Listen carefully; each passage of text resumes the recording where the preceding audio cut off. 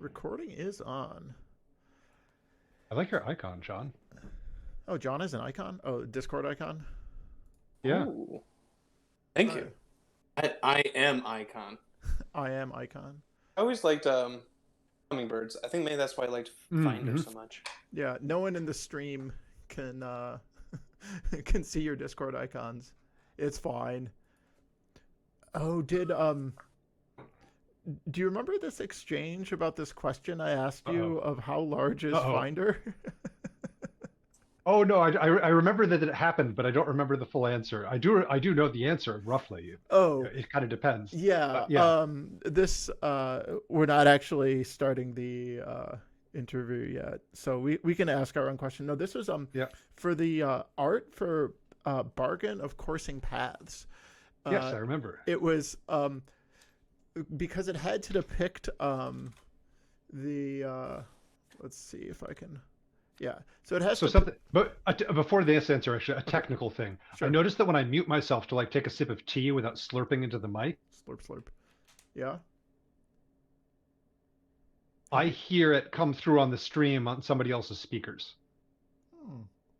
I think it's not mine because I'm wearing headphones. Okay, maybe it's. I'm also wearing headphones. Okay. I saw that you muted yourself. No, it's just okay. It is just playing on my computer. It's just laggy as hell for some reason. Okay. So I want to tell this how big is Finder story, and then we can start the actual interview because I think this is like kind of a fun curio. So, all right. Yeah. I just think we're streaming now. Yes. Yeah. We have been for a while. We have an audience. Oh, okay, great. Doing it live, baby. Awesome. Okay, yeah. Okay, so there's this question of like for Bargain of Coursing Paths, like we did this art description and we wanted Finder prominently depicted on there because it's Finder's elements and it's a very Finder-like effect. And there's this question of like how big is the spirit? And I'm expecting like probably bigger than a normal hummingbird. And then the answer from Eric is like that depends. Well, someone is disconnected. Well, the story must go on. The answer is like that depends on many things. It's like basically the smaller Finder is, the more real it is, but it could include like a bird with like a 7-foot long wingspan that's there only 50% of the time, and superimposed inside of it is like a falcon-sized bird that is 90% there, and then there's like a songbird that's definitely 100% real and material. Yeah. How come that didn't make it in the art? That sounds incredible. It's a little hard to depict that sort of thing. It does look like a larger than normal hummingbird. It is, in fact, a large. I think the default size is probably like a large songbird. Anyway, yeah, let's get this interview started. I don't know if there's a lot to say in terms of introductions, but I'm Ted and lead developer on Spirit Island stuff. I'm joined by Eric, who hopefully you know as the lead designer and head honcho of all things Spirit Island related. And John is here to handle the interview from here. From Kindred Spirits I'm also here. A podcast that will hopefully one day come out with more content. I would love more content. Wouldn't that be great? I think we're making more content right now. Be the change you want to see. Yeah, we were waiting on you first. Yeah. All right. So, John, you have like a big list of questions curated from the audience. So, yeah, do you want to get started with them? I sure do. Before we get in too deep in the weeds of Nature Incarnate, I don't know if you guys have seen on the Discord, Spirit Island Discord, but there is this huge play-by-post game going on, a 68-player game. I think it started like earlier last month. The madness. Oh God. Have you been following every single turn? I have heard... No, but only because I'm on vacation. I was away for 2 weeks, and so I fell off the bandwagon. But no, I love the updates on that, and I'm particularly entertained that they have an entire island, 6-board island of shadows aspects. Yeah. This place is super spooky. Don't unite. Show up here. Yeah. It's going to be a bad time. I haven't followed it so much. It's more like, wow, that's crazy. Like, my reaction is like, thanks, I hate it. I'm like, I have no interest in participating in it, but I'm sure people are going to have a really good time, and I am excited that people are just like stepping up and trying crazy stuff like that. So that is the extent to which I have followed it. It's Yeah. crazy the pendulum swings of how popular this game is as a solo game and how it's won awards as being like a solo one-person game. But then you can also have on the other side of the spectrum a 68-player game of people enjoying it as well. So that's just really cool. Also the best game in the world for 68 players, as far as I can tell. Wow. It's just the best game. How about that? Yeah. Anyway, no. So I haven't really followed it so much beyond that. Quick shout out. I have played in some play-by-post and play-by-forum on BGG. It is a fun way to play Spirit Island. Just submitting the turns, and you really get to plan out and work together and be collaborative. You're not like, oh, I have to be home by 10. You know, the games can take days or weeks. And it's pretty enjoyable to play if listeners at home haven't tried or dipped their toe in that yet. Yeah, also a good time to like play with people you don't necessarily live with or get to see face to face. Exactly. All right, let's get into some questions here. We'll start off with the fun one, break the ice. Vengeance, Trickster, and Breath of Darkness are all coming to get you. What one spirit do each of you choose to protect you? And does it have to be a Nature Incarnate spirit? Maybe us? I mean, Finder of Hidden Paths sounds like a really good spirit for just getting you the hell out of any sort of danger. And it's also getting away. What a cheat and it's answer. also a psychopath, Too easy right? of an So answer. could it legally bring you back from the dead if it thought you weren't supposed to have died? It's a psychopomp, not the psychopomp is the one who guides you on the journey, not the one who makes the decisions about those things. But it could, right? That I think is a no comment. Okay. So I think the two most obvious answers are Towering Roots and Hearth Vigil, because they're both sort of guardian spirits. Oh, yeah, of course. Except the catch is there that Hearth like Vigil. in both cases their guardianship is very geographically sort of located, and so if you got tricked out of that area and abducted, then like you're SOL. So Trickster's the real thing to worry about here. It's not Vengeance. It's Trickster's. No, actually, Vengeance is the big one to worry about, because the others would be like the others you could probably get off your case, but Vengeance is really persistent. I think if it was something sort of small to medium sized, then either Finder to just get out of dodge until they calm down, or assuming that Vengeance calmed down, or maybe Stone's Unyielding Defiance to just tough it out, and Stone's on pretty good terms with. Well, Stone and Vengeance understand each other, but if it was really, really bad, then I'd say Fractured Days, in hopes of just erasing the situation from ever having happened in the first place. Brilliant. Yeah, kind of a dice roll, but you know. Oh, and Bringer of Dreams and Nightmares could handle Trickster and Darkness pretty well. Not so sure about Vengeance. I mean, Vengeance is the one I'm most scared of. Like, Vengeance is the one that actually wants you dead. Trickster just wants to screw with you, and Darkness is like, it's not going to be a good time, but it is not explicitly about killing you. Yeah, maybe it's usually escape the abduction, you know? Eventually, maybe is less of yourself than you started. Yeah. Usually Breath of Darkness has to reclaim, so then you escape. At some point in time, that does happen, yeah. Yep. All right, so that was a fun one to start with. But let's get into Nature Incarnate. In 2020, Eric described expansions between Jagged Earth and then the Dahan expansion as small. So we had Horizon Spirit Island, then we had Nature Incarnate. Do you still consider Nature Incarnate small? And if not, why did it grow? I personally don't consider this a small expansion, I would say. The reason it grew, there's a couple reasons that it grew, but basically, we learned more about what is the distribution of spirits that we want to include in an expansion to feel like there's a little bit of something for everyone. So some of this is like we want to make sure that there are some medium complexity spirits for players who like that sort of thing. Now, to be clear, most people who purchase an expansion are people who like high complexity spirits, but they will usually play with people that prefer things on the medium ends. There's at least one person in their play group, and so it's important to have that. And as the expansion kind of like shaped up over time, it felt like we needed more and more stuff just to kind of round everything out. So like if the expansion had just been 4 Incarna spirits and nothing else, then that's kind of missing the mark for people who aren't interested in Incarna. And if we only had 2 Incarna spirits and 2 non-Incarna spirits, then it's kind of a missed opportunity, because Incarna is not the sort of thing that will be showing up in every expansion.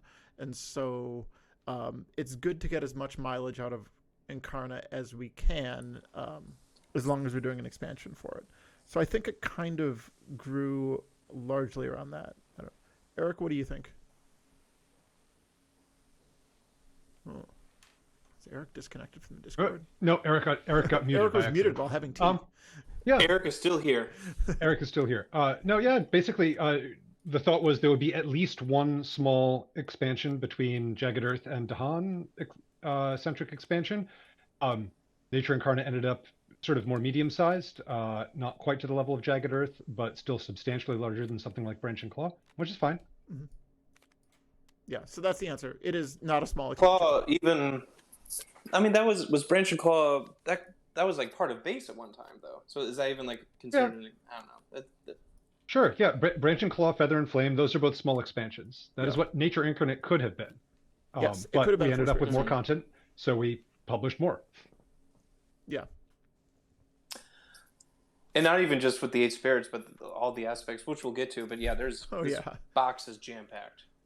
Yeah, that's been actually something that I'm really happy about, hearing all the people be really excited about aspects. And like, I think people didn't necessarily believe us during the campaign when I said like, of the like top 10 things I'm most excited about, like half of them are aspects that I'm more interested in than any of the spirits. And they're like, oh, how is that possible? This looks so cool.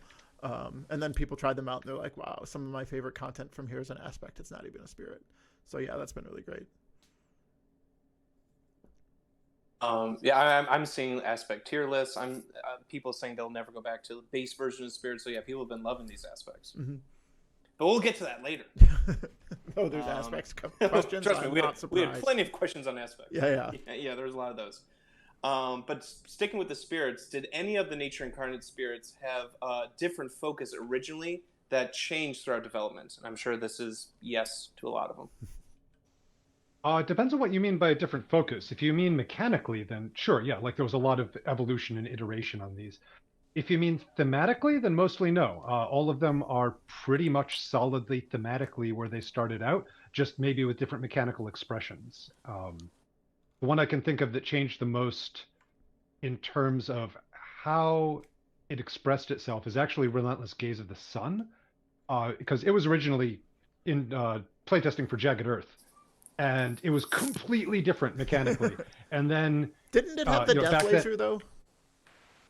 What it had was Relentless Gaze of the Sun in Jagged Earth testing had this sort of mini game where if its presence was too focused on the island, like if a given land had too much of Gaze's presence near it, then it would blight.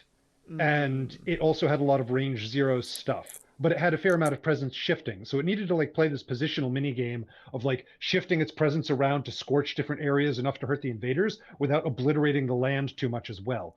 And like it worked, and some players liked it, but it was pretty complicated and it scaled really badly with player count. Like single board games were brutal, but if you had 2 or 3 boards, it got much easier. And so then with Nature Incarnate, we swapped over to the sort of Eye of Sauron single giant. Like the more presence you have, the better your effects are. But then that encouraged like a giant volcano style stack, which encouraged less fun play, and then that eventually turned into what it eventually was. Yeah, like so it went through a number of sort of fairly major iterations mechanically. Mm-hmm. Okay, so the original version in Jagged Earth still had all the blighting, it just didn't have the death laser. That's right. No, it didn't have the death laser. Well, we still got Unleashed Return of Cell Phone Essence, so that's basically... Oh, yeah. I could totally do that. Yeah. So I'd say that after that, maybe Wounded Waters Bleeding, maybe. Before we get to Wounded Waters, did we want to separate Relentless Gaze of the Sun from Downpour just because of repeating powers? You want to like have that be a Downpour thing for Jagged Earth? I think. Oh God, no. What I really wanted was to make sure that like when we decided to experiment with repeats on Relentless Gaze, because for a while we had much more of a Badlands Matter theme. When we switched to repeats, the goal was that it needs to play very different from Downpour. And so, like, the fact that you have to repeat in the same land is really important. The fact that it's not elementally bound is important, and the fact that it's energy bound is also important, especially for a Sun Spirit, which is very tied to getting a lot of energy. So, yeah, we worked hard to make sure it played very differently, even though it's the same sort of effect. Well, Yeah, even that switch with happened the right a good innings. way through development. Yeah. Sorry.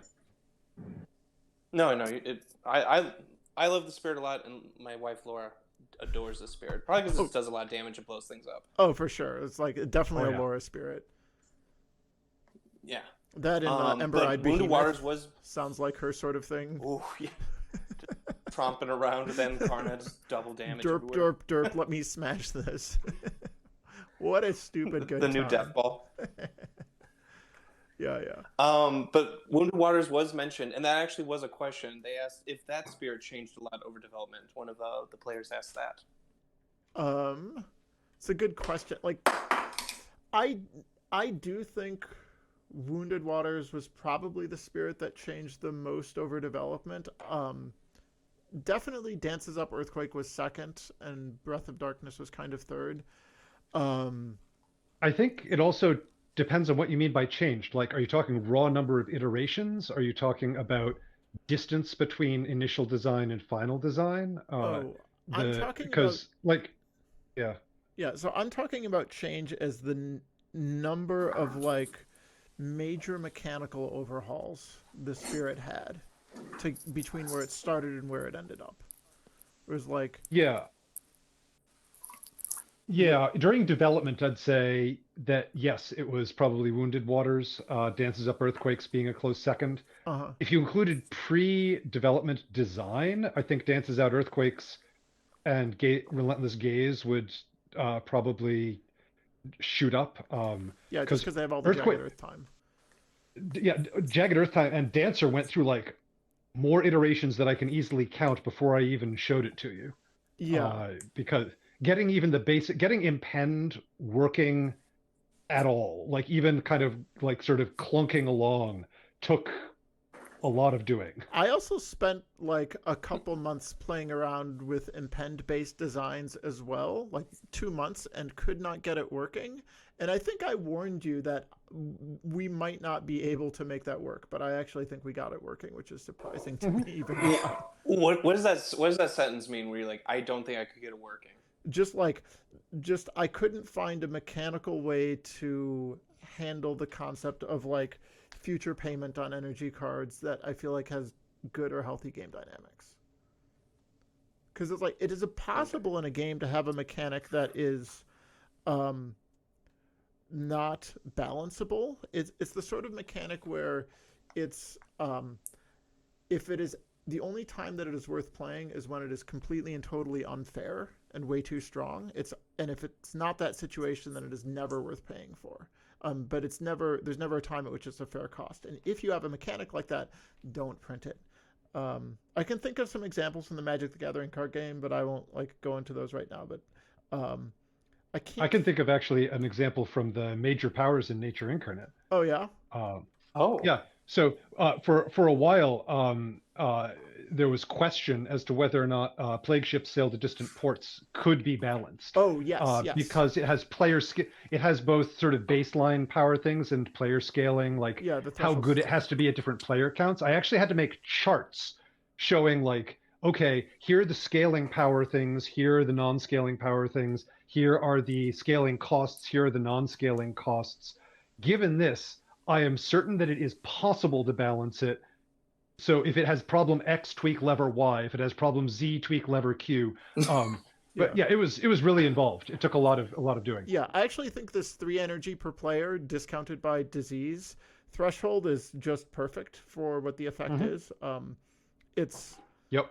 Thank you, Ted, for putting up with me while I repeatedly said, like, no, I really want this in. I kept trying to kill this card so many times. I'm trying to remember who came up with this design. It was not me, but I am very happy that we did. Oh, It was. was it I did a Amelia? lot of it, but there was a lot of joint tweaking in terms of getting some of the numbers right. Yeah, and just to be clear, I want to give shout outs to all of the other content that I tried to kill from Nature Incarnate that we didn't, which includes Dances Up Earthquakes, Breath of Darkness, and Wounded Waters. Those are the three things I tried really hard to kill because I'm like, I don't Wait, think we Breath can... and Wound are some of my favorites. You try I to kill know, them? but Eric's like, no, I really think this is important. Like, let's try and make it work, and so we got it working. So Well, the funny thing is then that we pulled a turnabout as fair play later on when I'm like, okay, I think Wounded Waters needs an overhaul, but I think, if it's really late, should we just drop it instead? And that time Ted was like, no. no, it's like we need to keep this in here. I think we can do it. Yeah. So I apparently convinced you well enough to then defend it to me. So yeah, that's fair. That's fair. So I recently had, obviously Nature Incarnate came in. We had some players like on our play group, maybe like a handful of plays, and one of them grabbed Wounded Waters. And I actually think Wounded Waters might be pretty good for a newer player, just because it is like you don't have to choose which track, and then you eventually choose, you can go water or animal, but they really attach themselves to the story of Wounded Waters, which was cool to see. Mm-hmm. Yeah, as long as it's a sort of player who can kind of go with the flow and isn't trying to analyze all 4 healing cards, not being familiar with the game, because that way lies AP. Yeah, it is surprisingly. No, there was no. Yeah, it's surprisingly forgiving and pretty balanced between all 4 possible healing paths, which took some doing to get He there. wanted to rebuild the Wounded Water, so the person playing went a whole water build and just like re-nourished the Wounded Waters. It was exactly. You're gonna get no fear not and as a lot much of into, like, downgrades. but it's just cool to see people get attached to the story of a spirit, may not like overanalyze everything. Yeah, for sure. So while we're just talking about Wounded Waters, people have heard about a 5th healing card that didn't quite work out, because obviously 4 were shipped out with Nature Incarnate. Is there a chance that new healing cards would come out in future aspects or future expansions for Wounded Waters? Oh yeah, this is unending font of disintegration. Just for context, we had toyed with a 5th healing card that you get on Wounded Waters. Instead of getting like Serena Roiling or Renew or Ruin, you would get just a single healing card, and healings in quotes, which represents your spirit never resolving its full nature. You would just lose presence for the rest of the game for having this. And instead, you just got a special rule that was something like, whenever you move a piece into a land, it does 2 damage to invaders and 2 damage to Dahan. It's just like phenomenally destructive in an indiscriminate fashion. Mm-hmm. Like the feedback we got from playtesters was like, oh, this is really great. I love it. But can you have it not kill Dahan? And I'm like, no, you are missing the point of the story here. The point is that you really mess things up and it should be playable. Anyway, we couldn't find like a good, clean way to heal into 1 healing card instead of the other 2. Now, regarding aspects, when we first printed this spirit, I think it was pretty obvious to me that a very reasonable line to take for aspects is just like 4 totally new healing cards that you have as a different set of things to heal into for Wounded Waters. Will that happen someday?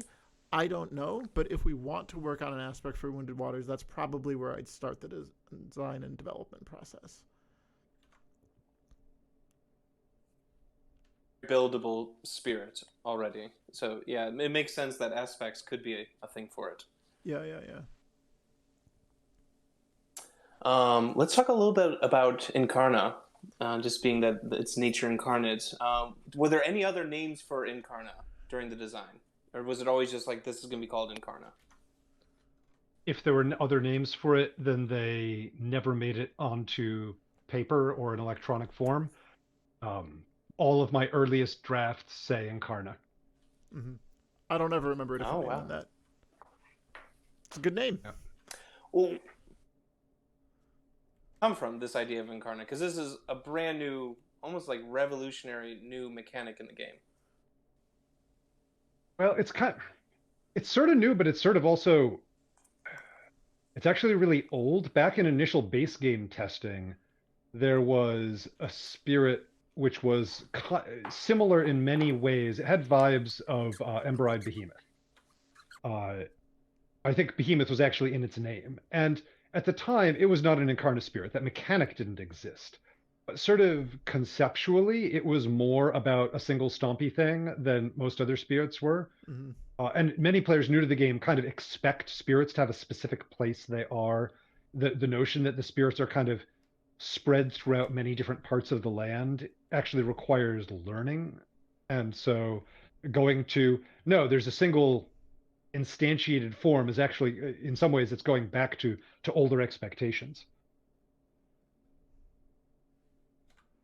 I like even in the rulebook of Nature Incarnate, just how you describe the lore of like what this is. You know, this high intensity spot of a spirit. It just helps you like visualize or get into the theme of like, oh, that's what Incarnate is. Yeah, I would say. Yeah, it's. Oh, sorry.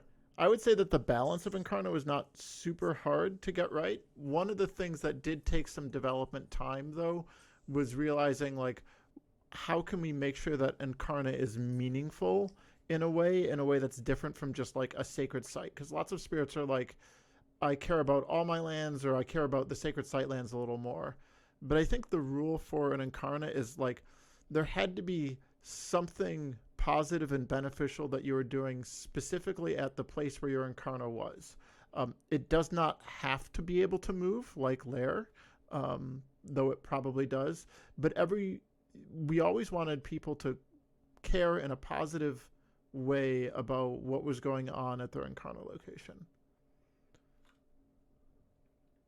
Yeah, how did you decide like what went with an Incarna? What did Incarna like embodied? Like either a beast or a sacred site or badlands. Like was it just what tied with so much to the spirit what they would use as their Incarnate? Partly thematic, partly with a side order of mechanical, informed by theme. Some of them were like really significant and important to the concept, like Breath of Darkness, Incarna counting as beasts. Others, Wandering Voices, Incarna counting as a sacred site,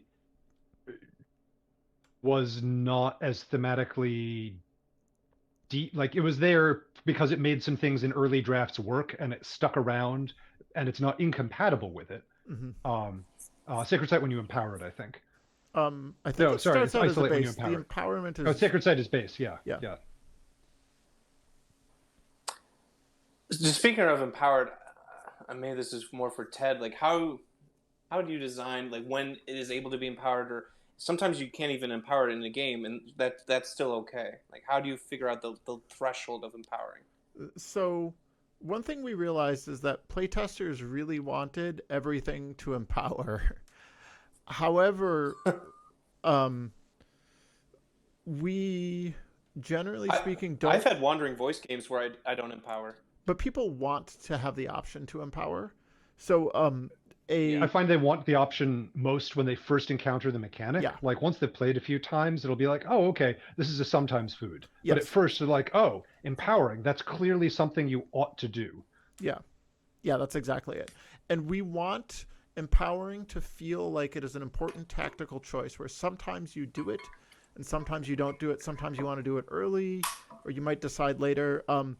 The exception to this is Ember-Eyed Behemoth, which was very intentional. And because it is like the lowest complexity Incarna spirit, and players really wanted to empower it anyway, we just put it into like the first reclaim cycle is you get this.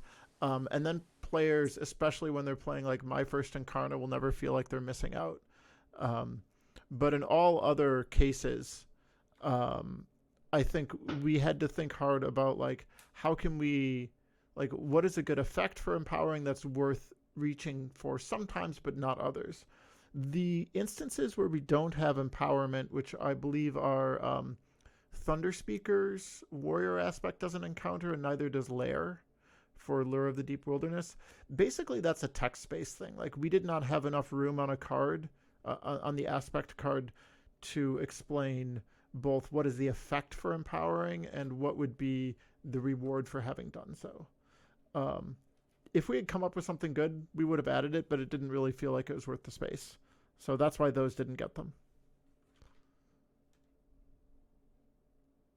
Like I was wondering that. I'm like, wait a minute, there's 2 here that don't get empowered. Yeah, that's the reason. So, I was like looking for extra cards. What did I miss? Was it intentional to have Ember-Eyed Behemoth almost as like a training wheels to Incarna, having only 1 innate? Did you just want to like ease players into what this new mechanic is? I mean, this spirit came about because I asked Eric to design a new spirit for the expansion because I'm like, we need more medium complexity spirits, and he comes back with the proto version of Breath of Darkness, which was, I looked at it and I'm like, this will never be anything other than high complexity. And I'm like, I really like what this is doing, and that was where Incarna first came from. But I'm like, but what I really want is Godzilla, the spirit form. Like, you have your Incarna, and it just marches around the island, smashing things. Like, that feels like a good, fun, medium complexity spirit. And Eric's like, no, Breath of Darkness is kind of what I want. I don't want to like change it into something else. I'm like, okay, that's fine. And then like 2 or 3 weeks later, he comes back to me with the original design for Ember-Eyed Behemoth. And he's like, well, this kept like bouncing around in my head, and I just had to get it down, and that's what we had. And so from that, it was like definitely something we took with and ran as like the good introductory Incarna spirit. I don't think it's required to have had something like that, but I am glad that we included it in the set. Helpful. I just, in my playthroughs with newer players, they seem to, they like to go boom and go smash, but also use the new mechanic that came out with the expansion. So it's been good in our play group. Yeah, definitely. Did you guys ever consider any crazy uses of Incarna? Someone asked about, did invaders ever have Incarna? So, in general, when you introduce a new mechanic like this in an expansion, you do want to stretch it and put it through spaces. You don't want all of the Incarna spirits to be basically Ember-Eyed Behemoth clones. Mm-hmm. So you want to have like a good range of diversity. At the same time, pulling really, really wacky stuff with something like this right off the bat would be kind of like including Starlight in the base game. Like it's going to be a little much, I think.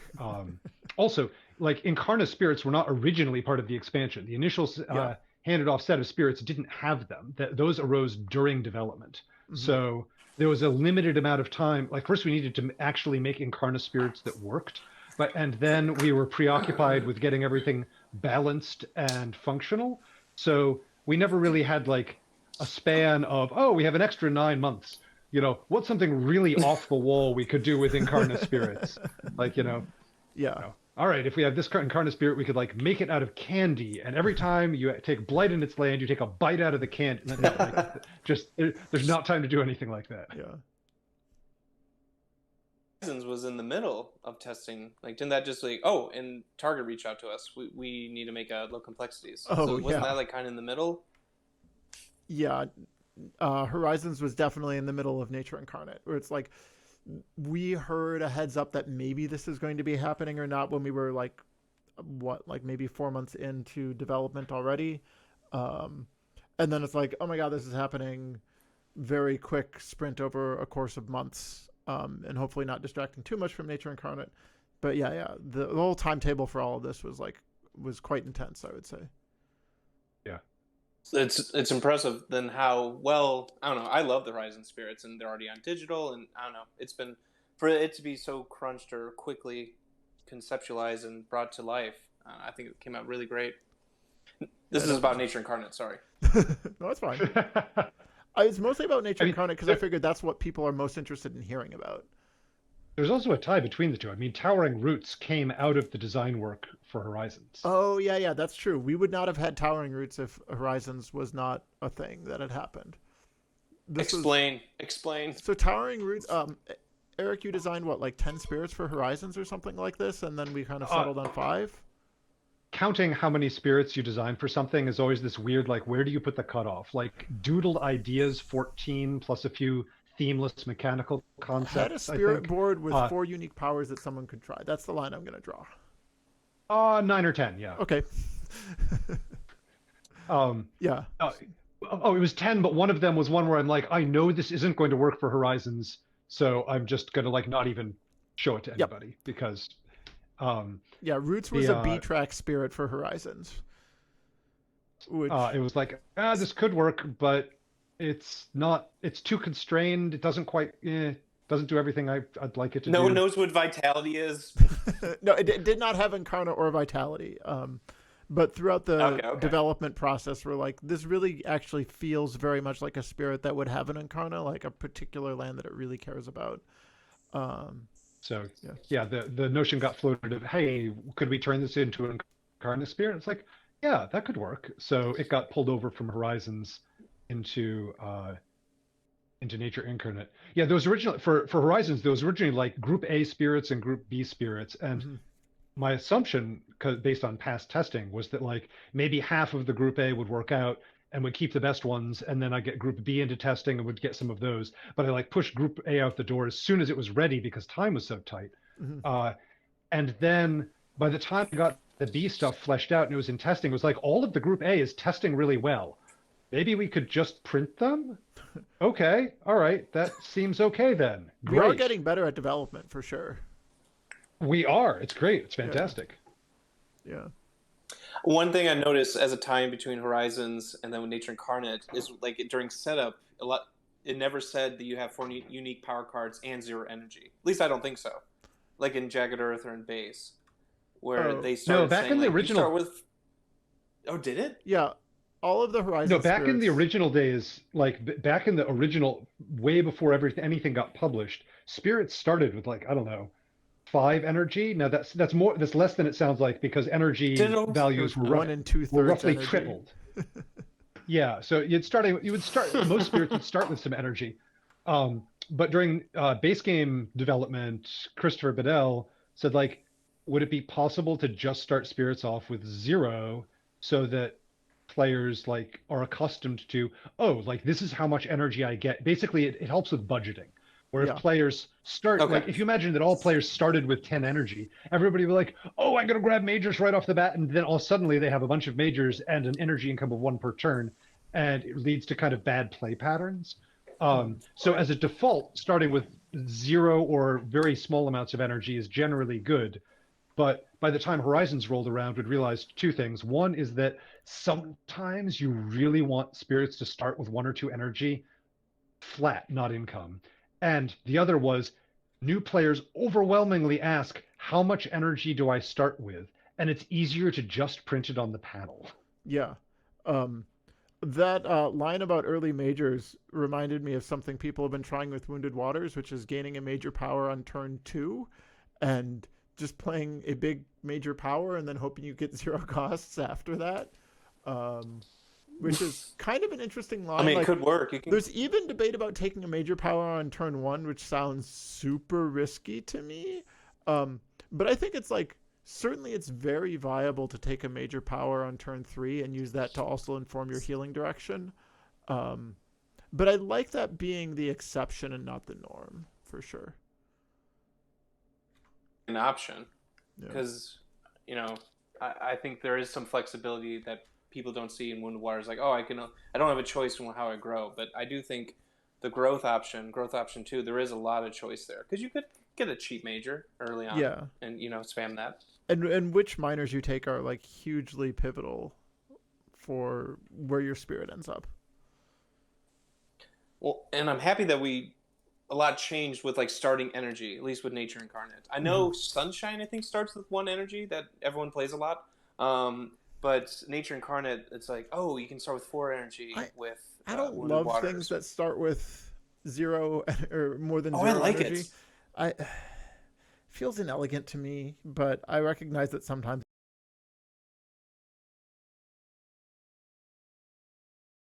I'm like, does it really need to start with 1 energy? I'm not sure. Sometimes you need to add a +1 constant to the equation. You do not want to multiply I just by don't X. like it.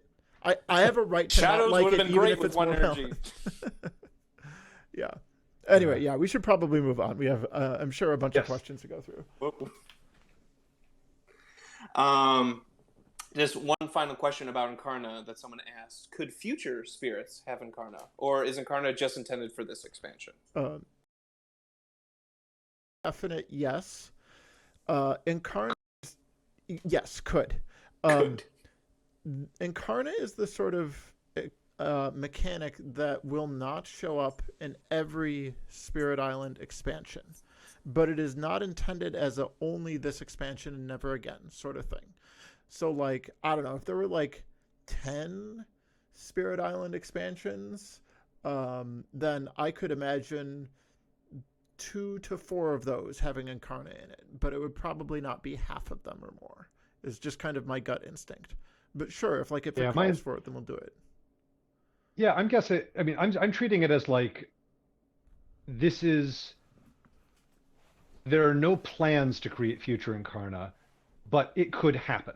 Is basically what it is. Yeah. As we have ideas that for which Incarna is appropriate, we'll probably set them aside, and if there's critical mass, then something will come of it. Exactly. Yeah. Could there be like a generic Incarna that comes with like a major power or something? That'd be interesting. Oh. It would have to be in an expansion which has the Incarna rules. Nature Incarnate is not intended to be in an expansion which others require. So. Okay. Well, people like it, so bring it back. Another thing that was jam-packed in this expansion, and we got a lot of questions on, are the aspects. There are 20 of them in Nature Incarnate. Yes. So people want to know the design philosophy behind the aspects, who and why spirits got aspects, challenges, restrictions. So let's talk about some aspects. Yeah, we had a soft goal of getting at least one aspect out there for each of the, what I call the sort of the first wave spirits, base game, branch and claw, and promo pack 1. Mm-hmm. If it hadn't happened, then that's okay. That would have been all right. But it was sort of like, oh, it'd be nice to do this. And that's 12 spirits, I believe. Yeah, 12 total. Or most importantly, the 8 that were not the low complexity spirits that had gotten aspects already. But all 12 would have been nice. Yes. Which we did do, by the way. Mm-hmm. Just squeaked in. Mm-hmm.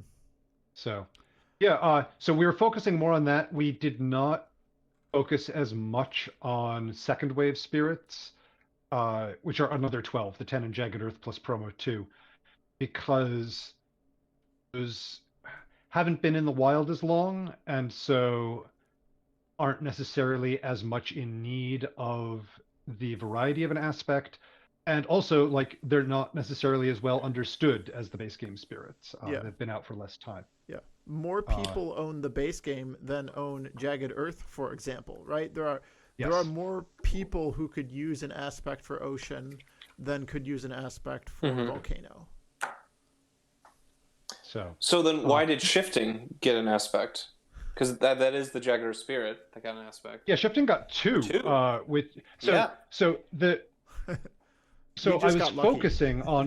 I was focusing on first wave spirits when I designed aspects. A few of the published aspects are ones which got designed during the middle of the dev process. Maybe 5 of them. Yeah, but the number I handed off, I think 48 or 49 aspects. It was at least 42. Yeah, I don't remember. It was that was a lot. So the number of published aspects is notably lower. Now, part of that was just initial winnowing of okay, throughout the entire time, some of them was there was one spirit for it's oh, here's 6 aspects, and the devs were like, okay, let's knock that down to 4 immediately, try all of them. Okay, now let's take these 2, let's run with them. Okay, let's publish this 1. Yeah.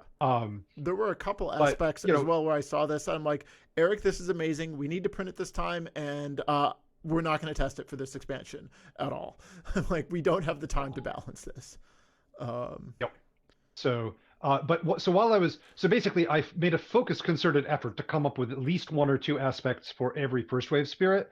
For the second wave spirits, it was pretty much just as they struck me. I didn't sit down and try to make aspects for every single spirit out there. We just got Lair for Lure of the Unknown, and then Shifting got 2. Yeah. No, Shroud. Mist got 1. Yep. Yeah. Oh, Mist. Sorry. Yeah. I need to play Mist. And Shifting Memory.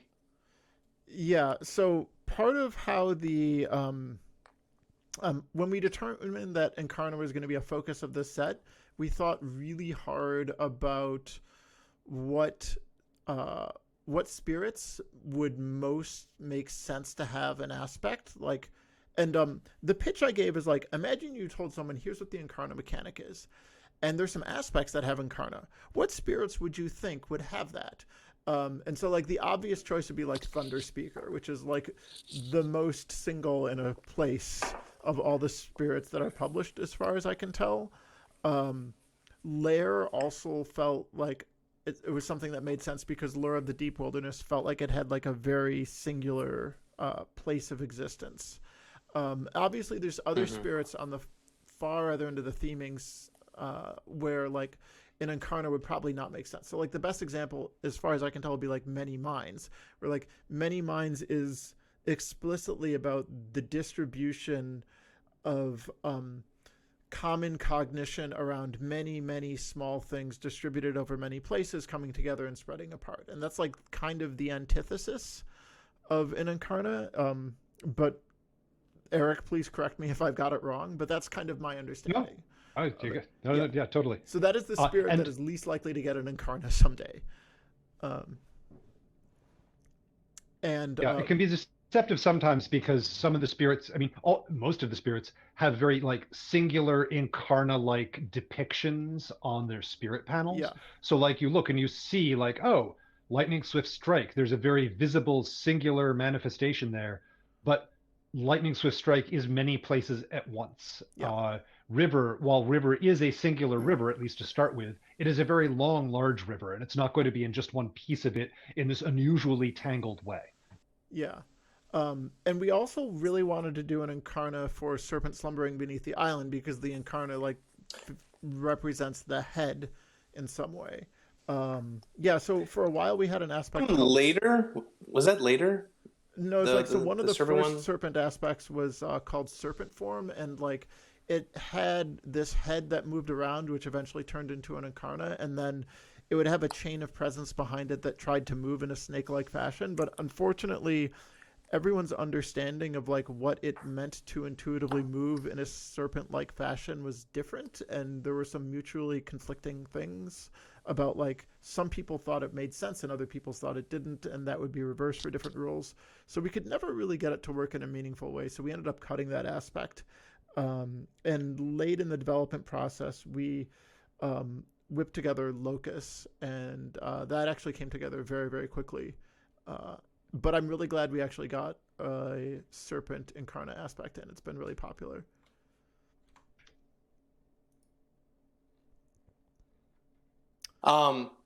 Question about aspects. I want to focus on like the restrictions. Someone asked about were there restrictions. It feels like it's almost the opposite, where these aspects are so different than what we got, the Jagged Earth, those aspects, where there's extra cards now, or, there's Incarna now. It feels like the restrictions, like all bets were off for these aspects.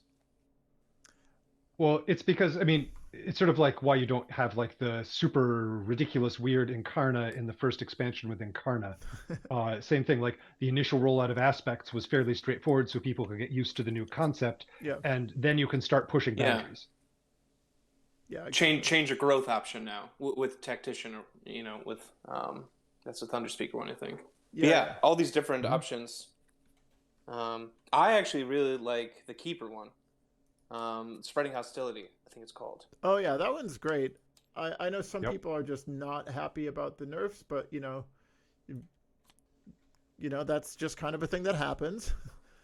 But on a design level, it makes me super happy that there's now the option to play Keeper in a way which does not include the growth 4 spam sort of optimal path. Well, you still hit growth 4, it just not always. And it does exactly. No, things. it's like Yeah, I think like the play dynamics this aspect creates is really, really interesting. Yeah, for sure.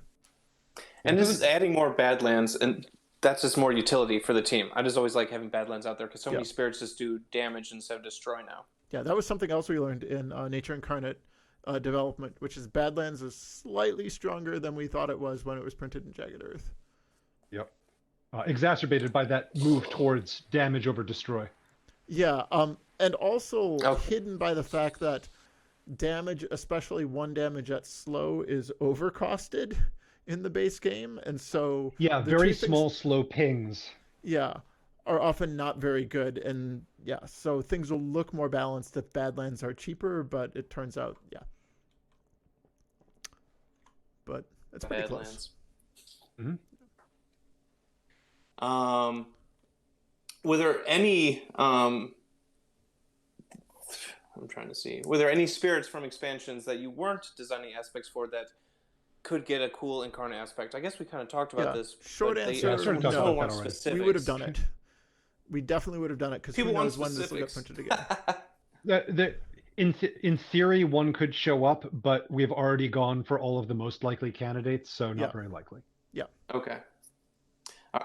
We had someone writing in wanting to know, what is your favorite aspect and why is it deeps?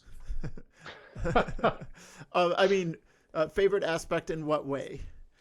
Like, They asked favorite aspect to design / develop, and then why is it deeps? So for me, at least, my favorite on the concept is deeps. But I really love intensify and transforming and sparking for being just these fundamental transformations of the spirit's core dynamics. They take the spirit and send them left turn, and we already talked about spreading hostility for sort of the satisfaction of a different version of Keeper. This is all like which I enjoyed designing the most, not playing. I can't actually answer that because I've not played all of them in their final form yet. oh wow. Yeah. So let me say something about Deeps. Deeps was the first bit of content I play tested for this, and when I saw it, I'm like, we have to print this, because I know people will buy expansions for spirits, but it is very rare to see an aspect that someone is like, I want to buy this box just so I can play Deep's Ocean. And I thought that like there would be people who would have that reaction. So I'm like, we have to do this. It was my least favorite aspect to develop because it was so hard. Oh my God. Just like getting, like, it has this constraint of like, you have to eventually be able to sink a land and turn it into ocean over time. And then other than that, it's like kind of free form. It turns out things get really wonky and busted if you like sink too many lands, but if you don't sink enough lands, it doesn't feel like the payoff is good enough. And then there's this question about like the tempo and how quickly can you get lands down. How do you account for the fact that you have less energy income, which was actually important for balancing it, right? Like we needed to make the aspect give you fewer drowns, which then meant less energy, which meant you need to flex a little more into top tracks so you have less action economy from going on your plays track. And like the whole thing was just like a big nightmare to develop. It was like by far the most amount of time on an aspect. Huge pain in the butt. Yes, a huge pain. The early iteration, it was like you could swallow the island very quickly. And think, oh, yeah, it's like that was like one of the busted. failure conditions. Like, oh, I swallowed 7 out of 8 lands. Have we won yet? But like, it was a lot of work, and we got there. And I'm really glad we got there. Like sometimes doing the work that people are most excited about is like really arduous work. So like Wounded Waters was also like just a huge development amount of effort to get there. The least fun spirit to do the development on, but the one that kind of most needed it. Now, getting back to the question of the aspect I'm most excited to have worked on, that's probably Mentor. Mentor was the most fun. And this came out of an evening meeting Amelia and I had where we just sat down, and I think at this point we decided we wanted a few more Jagged Earth aspects. And we were talking about this concept of a lot of times you'll see fan content where people are like, I don't want to draft from 4 power cards. I want to draft from 6 power cards or 8. Or I just want to search the deck for the perfect power card every time. I'm like, that is not what this game is about. This game is about giving you random stuff and having you deal with it. Like, if you always get the perfect card for the situation, the game is always going to play the same. And so I'm like, what if we pushed it in the opposite direction, where it's like you will get random crap and you will like it because you're getting a lot of it. And so that was like the core of Mentor, is like you just always get 2 random things and no choices. And then we attached this idea of now you have to hand out these power cards to other players and figure out like who is the best person to use this power card that we got.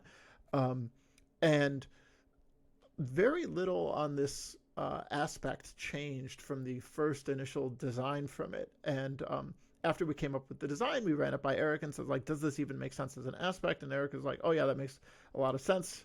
I love the name and the mechanic, and it went into testing from there, and it came together really quickly, and it has been one of the most popular aspects in the expansion, which surprises me a little because it's not super flashy, but it is so much fun. I love this to death. I still like Deeps more though, but yeah. And so popular. I think Deeps is it's almost like such a good teaching because it's a mentor. I play this a lot when I'm with a new player. So the name is on point like for sure. Yeah, 100%. And just handing out cards, that's it's not new, but it's not as common. Obviously, there's like base major powers that you can like hand out cards to other people and stuff, or even there's like blight cards you can get cards and hand them out or choose. But something that continual and happens as often as mentor, I don't know, is very cool to keep you like, hey, you need this element right now. You're like, I do. Yeah, definitely. Ted, you were talking about bringing something to Eric to have him look at. Someone asked about, as they understand it, Nature Incarnate was the first Spirit Island content where Eric did not lead the development / playtesting process. So this is more towards Eric. Was it hard for you, Eric, to hand your baby off to another team and then trust in them to make improvements that were in line with your vision? Oh God, it's excruciating. Yes, it was something which I really wanted to work, but that did not mean it was easy. Fortunately, like the devs helped make it easier by being incredibly receptive on thematic feedback or on, no, I'd really like to include this card, even though it's going to take a lot of work to make it work. And all of them are people with whom I've had like, Ted has been a friend since way before Spirit Island. Christopher I'd worked with for some time, and Nick and Amelia I knew from Jagged Earth playtesting. So I already had a working relationship with all of them and was very hopeful that it would work out well, but it can be hard to tell how this sort of dynamic will go until you actually try it. And thankfully it worked out very well. Your perspective, Ted, of just almost having more responsibility now. I mean, so one of the things is like there's a difference between just doing development work and then acting as a team lead, for sure. So like one of the things you're thinking about as a team lead is like, what is all the work that needs to be done, and then who is the best person to handle this sort of a task? How do you make sure that everything is accounted for? And then in the back of my head, like I'm always aware that like our job is in some sense to make Eric's designs look really good and land really well, and that it's important that he like signs off on it, but not in the like, oh, this is okay, but that like it mattered to me that Eric felt like we had done a really good job of representing what he was trying to convey at every step of the process. And so certainly for some things, basically, the more thematic it was, the more important it was, I think, to get sign off on the content. So like all of the spirits, we had a lot of deep discussions about like, does this theming make sense and so on. Whereas for things like major powers, there was like a little less discussion on some of those things, except insofar as they felt like particularly thematic in some way. So like, I think we had a bunch of discussions about like the theming of Fragments of Yesteryear and like what exactly would Fractured Days be able to do or not. Or Plague Ships, which is a card that effectively affects the invaders' homelands. Like what's the theming behind that? But for a card like Bombard with Boulders and Stinging Seeds, which is just like, damage, fear, and tokens, the process for that was a little simpler of like, here's kind of where this thing is landing. Is that cool? Yeah, that's great. And like for fear cards, even less than that. It was like, I take a look at them, and if I notice something, I'll say something, but there wasn't a lot of back and forth. Yeah. I would Is there a lot of theming? Oh, keep going.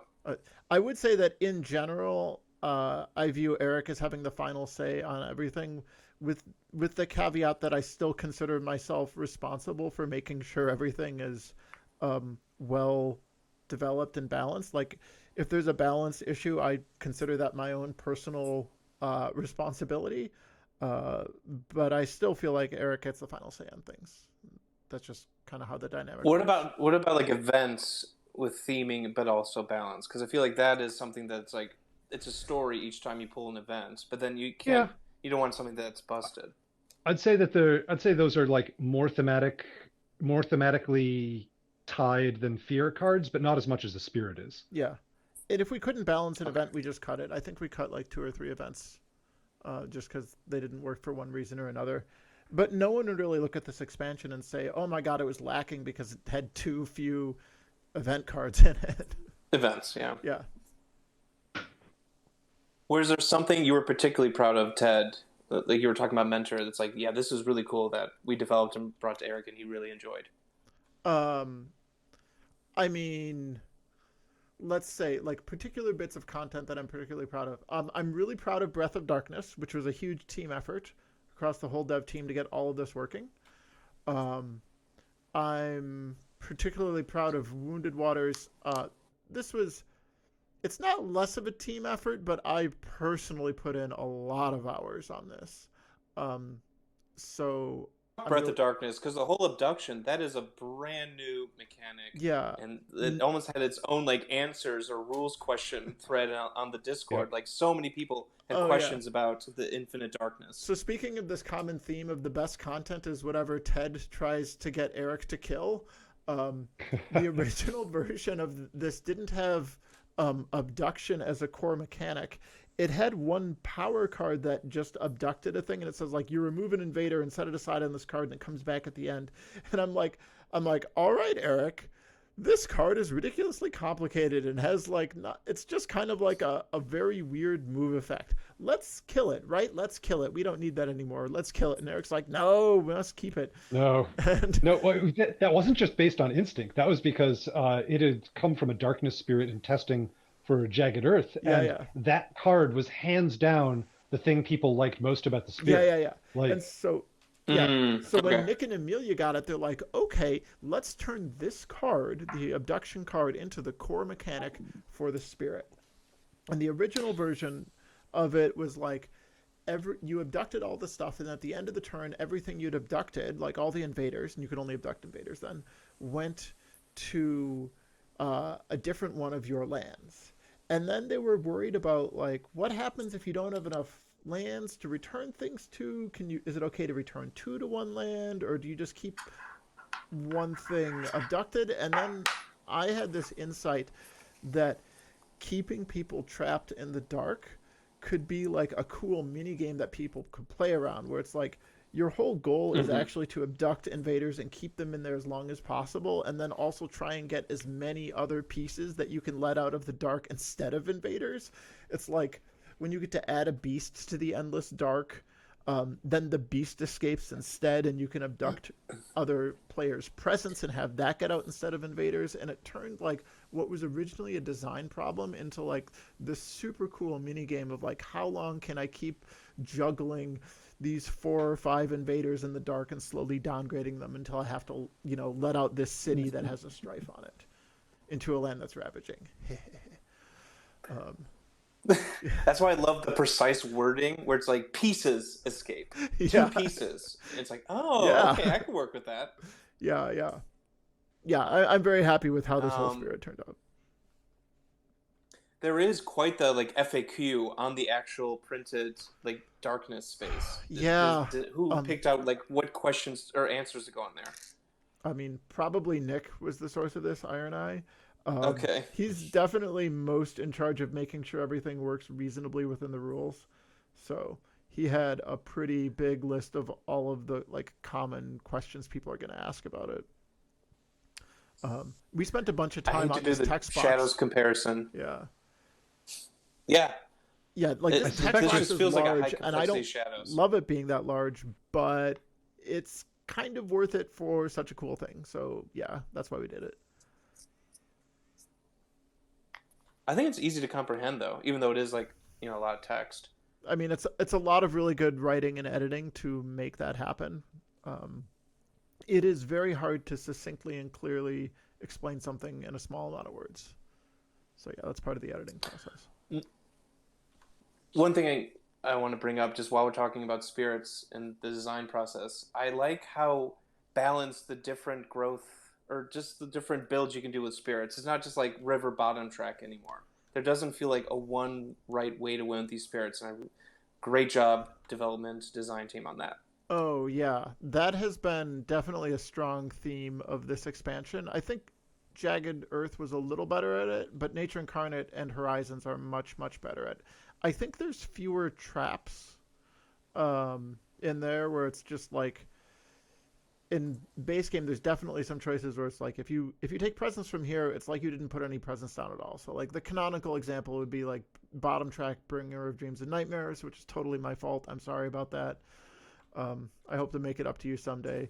But there's traps all over the place, and not in this. And I think this is one thing, but not the only thing that's contributing to the perception of Nature Incarnate spirits seeming stronger than other spirits. I think what's happening, not so much for the very high skill players, but for people who play at like medium level difficulties, is that it is harder to make minor mistakes in growth that cost you a little bit of value, in ways that you didn't realize you were behind. You were behind from making those decisions. I think that's not the only reason things feel a little stronger, but I think that's a big part of it. Question about while we're just talking about developing spirits. When do you know when a spirit is quote unquote finished? Someone asked, is there like a line in the sand when you know this is done? Or is it more of a gut feeling between the team? I'll let you on a secret. Spirits are never finished. When you run out of time and have to publish them. Yeah. So like we need to print this. For every one of the 8 spirits in Nature Incarnate, I can tell you at least one specific thing that I would like to work on if we had more time, and if we actually took long enough to print all of, or to like get to the finish line, we would never publish anything, and then you would get no spirits. And it is better to get a spirit that is 95% of the way there than it is to not get anything. So yeah, like there's certainly a point where like if a spirit is 80% of the way there, we're not going to publish that, right? Like if we know that it's only 80% of the way there, then it will get punted for a future expansion. So like I feel like where Dances Up Earthquakes left Jagged Earth, that was a spirit that was like 25% of the way there, and Relentless Gaze was like maybe 40 to 50% of the way. But you can also tell that if it's not quite close enough and it won't make the finish line, then you stop working on it, and then it never gets any closer. So that's the secret. We're never done. There will always be little imbalances and annoyances in every spirit design, but there's a lot less of it than there was in previous expansions for sure.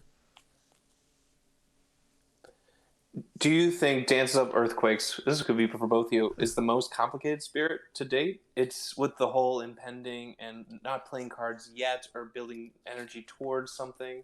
Most complicated to play? I guess. I think it depends on the player. Yeah. Like all the Okay. before, setting aside Starlight, which is very high complexity, mostly for its presentation and first 2 turns decision tree. Yeah. And after that, it's relatively straightforward. Yeah. It's a funnel. Yeah. But no, for like Fractured Days, Finder, and Dances Up Earthquakes, some people find one of those 3 vastly easier than another one of those 3, but which those are will completely depend on the player. Yeah. My guess is that if I had to guess overall, it would either be Fractured Days or Finder that is the hardest for people to play on average. But like Confession, Finder is not that complicated for me. Finder registers as like a high complexity spirit, like about as challenging as Ocean. I don't know why this is. It just kind of makes sense to like push everything in the same land and find a nuke or encourage someone else to get a nuke, and like in a way that like You played Portal 2. That's why you played Portal 2. every time I play Fractured Days, I'm like, oh god, it's like it's definitely my least favorite spirit to play. I'm like, not a good time. But like other people love it, and for some people Fractured Days is easier than Finder. So yeah, it's very high complexity. Yeah, I guess it spirits just can depends. be hard in very different ways. Yeah, like I think Dances Up Earthquakes has more moving parts than either Finder or Fractured Days, but I feel like it also handles just kind of seat of the pantsing better. Yeah, Dances Up Earthquakes also has a built-in win condition, which none of the previous high complexity spirits had. And I think we did not account in the development for how that changes the dynamic, where it's like, if you're doing a really good job with like Finder or Fractured Days or Starlight, each game is still going to play out a little differently because you have to cobble together a win condition somehow. Whereas if you do a really good job with Dances Up Earthquake, it's always going to end in a big earthquake. And that can feel a little sameish. So Yeah, but getting there is always different. Yeah. And with the impending and the timing of it, and obviously with the adversaries and teams and stuff. Certainly You're very right, the high same complexity. end result. All right, there was a fun question. Say a DeLorean pulls up, Doc yells, "Jump in!" You guys go 88 miles an hour. You go back in time. You go back to your past selves before you start Nature Incarnate. What is the one thing you tell your past selves?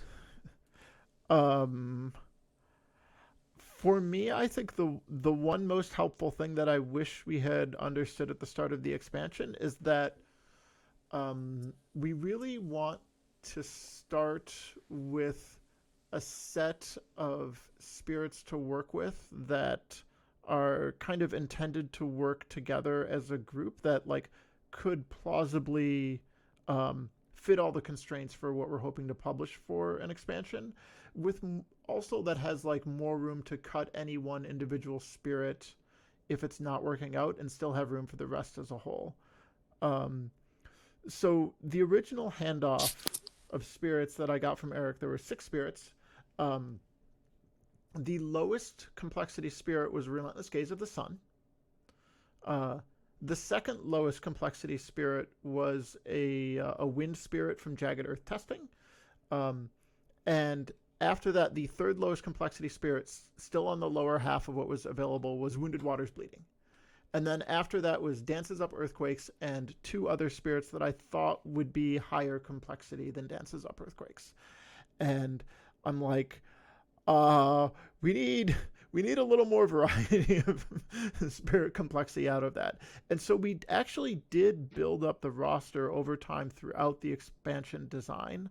But I think if we had realized how important it was and we had started with like a more coherent set at the beginning, I think that would have had very important ripple effects for how the whole development process went. So I guess that's my perspective. Eric, what are your thoughts? I probably would just, write down one of the major pain points. Probably I would give myself pointers on Wounded Waters to avoid that last minute scramble, because that last minute scramble meant a lot of project level stress. Yes. What a nice way of saying Ted stress. Yes, Ted was very stressed about that. I like project level. but Way not to just dehumanize in that addition to stress, that, Eric. But I don't just mean you. I mean in terms of timetables No, it was all and of us. editing. Yeah, like And downstream. it wasn't sure. just the amount of emotional stress any one person was under. It was also like, but this means that like this type of editing can't finish, and that means that this layout can't happen, and that means that these last minute things can't make the Yeah, So there's so much it had chain cascade effects on it had chain reaction, and avoiding that, like, you know, the I think would have been good for everybody, and you know, your blood pressure too, Ted. Yeah, for sure. So yeah, probably that, or maybe similarly for Habsburg Mining, saying like, no, just like the core idea you have, you know, scrap this and go with that, where that is kind of where it ended up being instead of the initial concept. Oh yeah, maybe the one line, "Don't ever print durable again." Yep. Just trust me on it. That would have Yeah, saved I'm us so like happy that we 6 months didn't of end up staying with adversary durable. design. Yeah. Oh god, I can't believe like we started with Habsburg Mining having durable at level 1, which was fun and interesting for some players, but not most of them. And then it moved up to like level 3 or 4, and then 6, and then it's like, nope, cut to the curve. Or sorry, I'm sent to a nice farm Yeah. upstate where it can Yep. play with all the other. Yeah. Yeah, yeah. Is Patches still alive? Yeah, there's Oh god, farms. no. Yeah. So what is there anything you learned on the other side from Jagged Earth that helped you with Nature Incarnate? Oh jeez. Oh god. Everything. We don't have okay. enough time to Entire cover thing. that question, but the short answer is yes. Coming next week. Yes. It would be hard to cover. Like, it has been long enough that I don't remember like what it is that we learned in Jagged Earth versus the base game. But yes, definitely we learned a whole ton of stuff which we took forward. A whole huge amount of stuff. Yeah, and we learned a bunch of stuff. Don't use durable.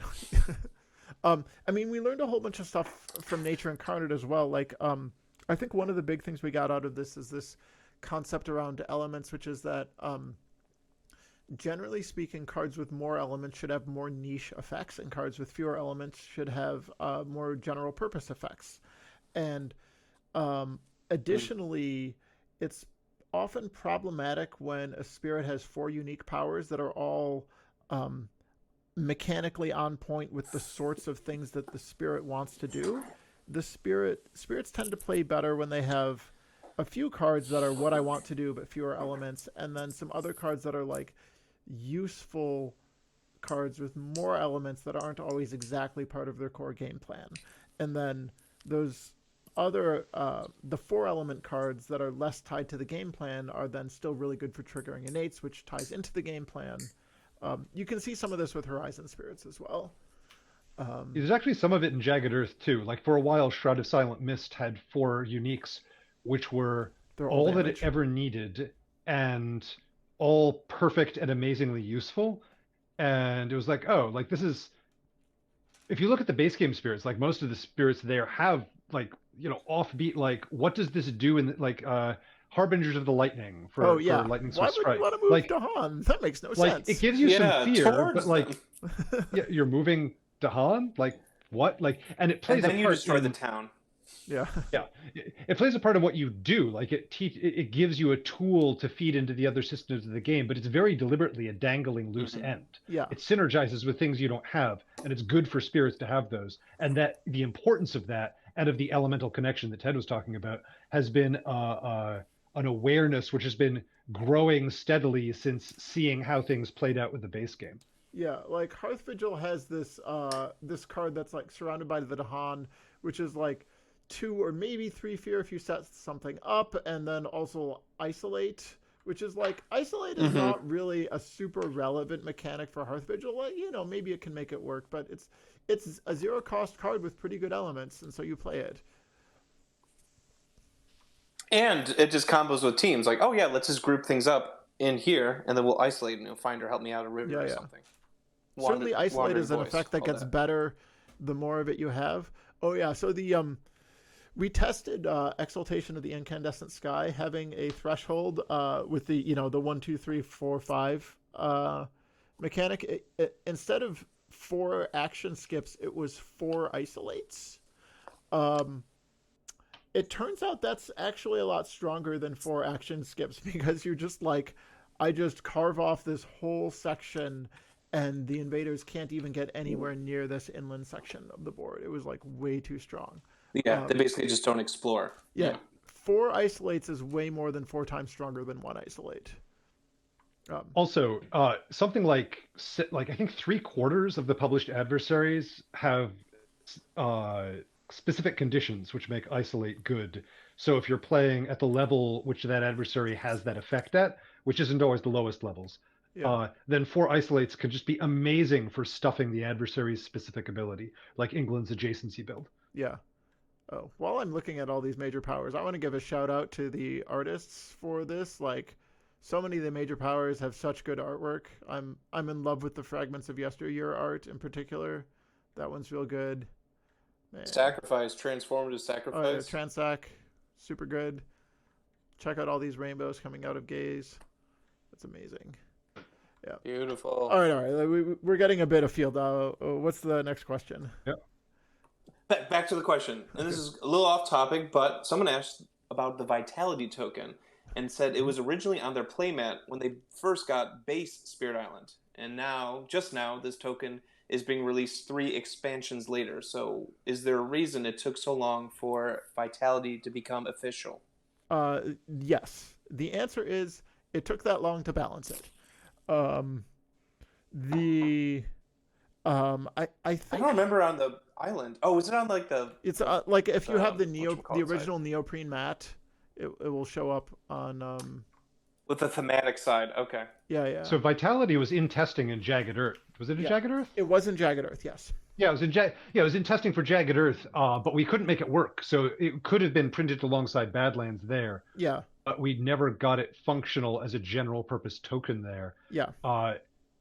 It was on the neoprene mat because it originally did something different, which for reasons that are not worth getting into here is not what it ended up doing. And so the change makes Vitality combo more interestingly with other powers, but also makes it much harder to balance. Yeah.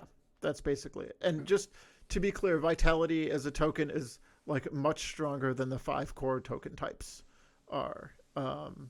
Like just like an auto blight clear, it's like a defend infinite in an unblighted land on any future turn, but then does other things like it can suck up blight cascades or blight from events or so on. Like the effect is really, really good, and it just took a while to figure out under what circumstances is it still safe and okay to print.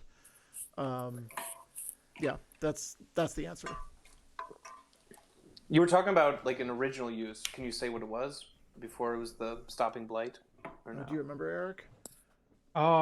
Yeah. So the original use was intended to be the land. It's similar thematically. Like the land is harder to injure. It was basically a defend land 3. Oh, was that Endure? Which stuck. Yeah, and it stuck around until it took 3 or more points of damage in a single ravage. So it was for, like I said, like the story of why it moved from that is not worth getting into, but it was like Vitality, it protected the land, but not Dahan. Mm-hmm. Are any tokens similar to Vitality that like maybe made it in production, or but it got cut, or it was in playtesting but didn't make it to actual like print?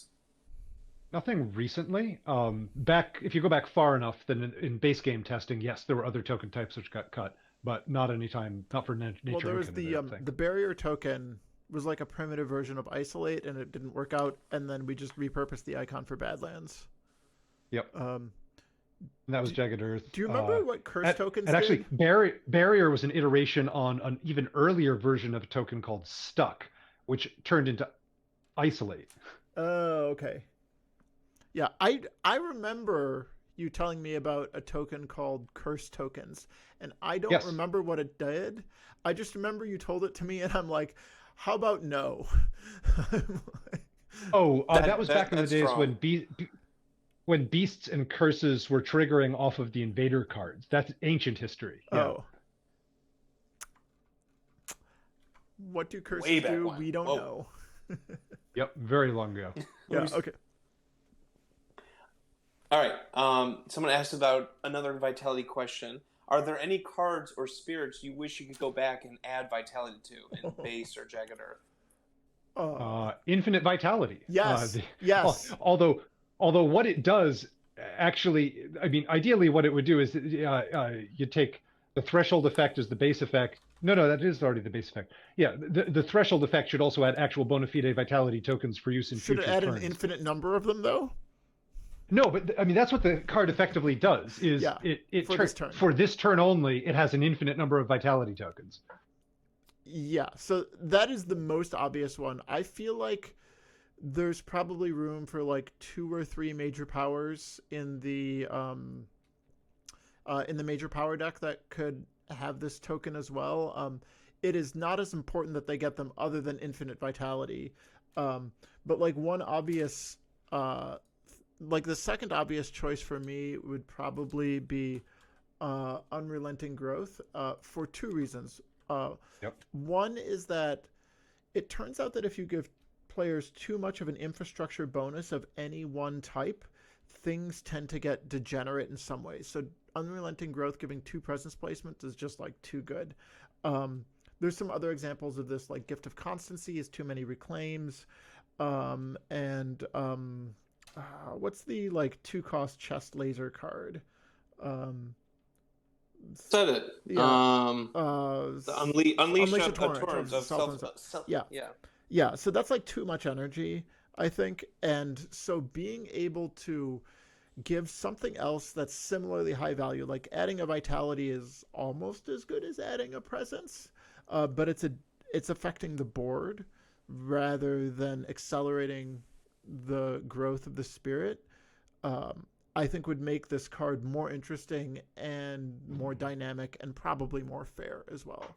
So that's like probably my second choice. And the other thing I wish we could have done, but we didn't realize it until we weren't sure Vitality was going to get printed until late in the process. But I wish that we did the major power variant of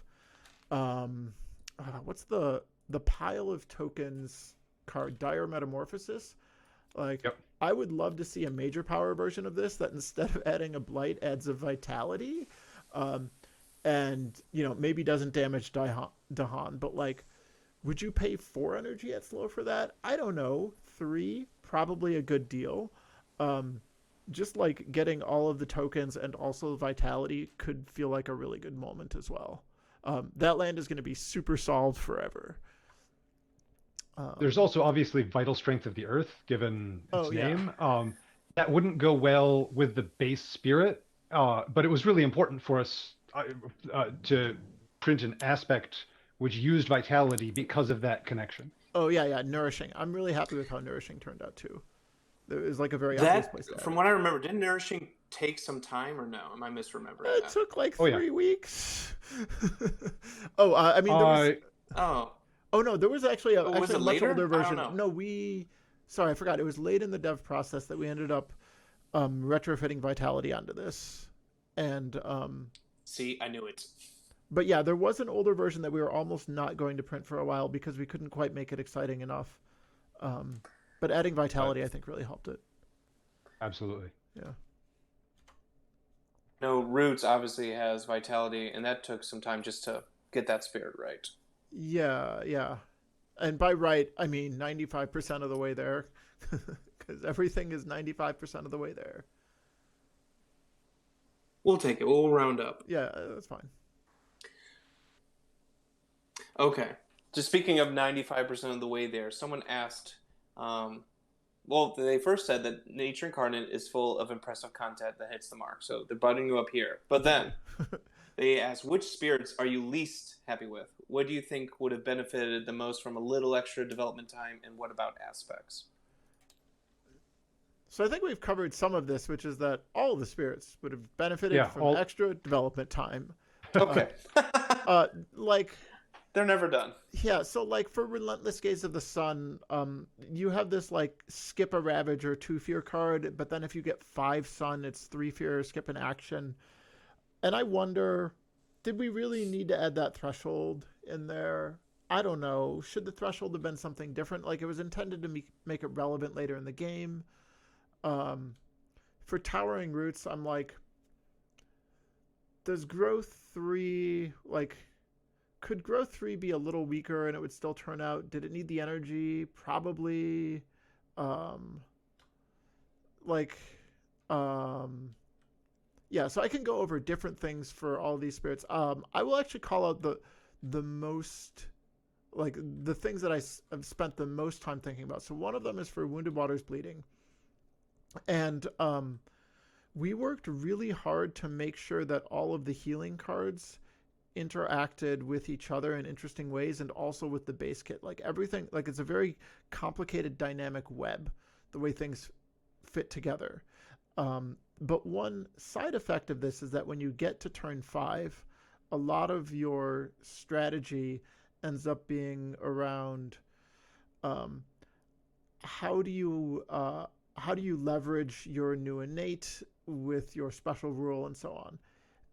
If we had tried a totally different set of healing cards where the new innates don't at all trigger the special rules, maybe that creates more gameplay variety, because then you're relying more on the minor power effects that you get.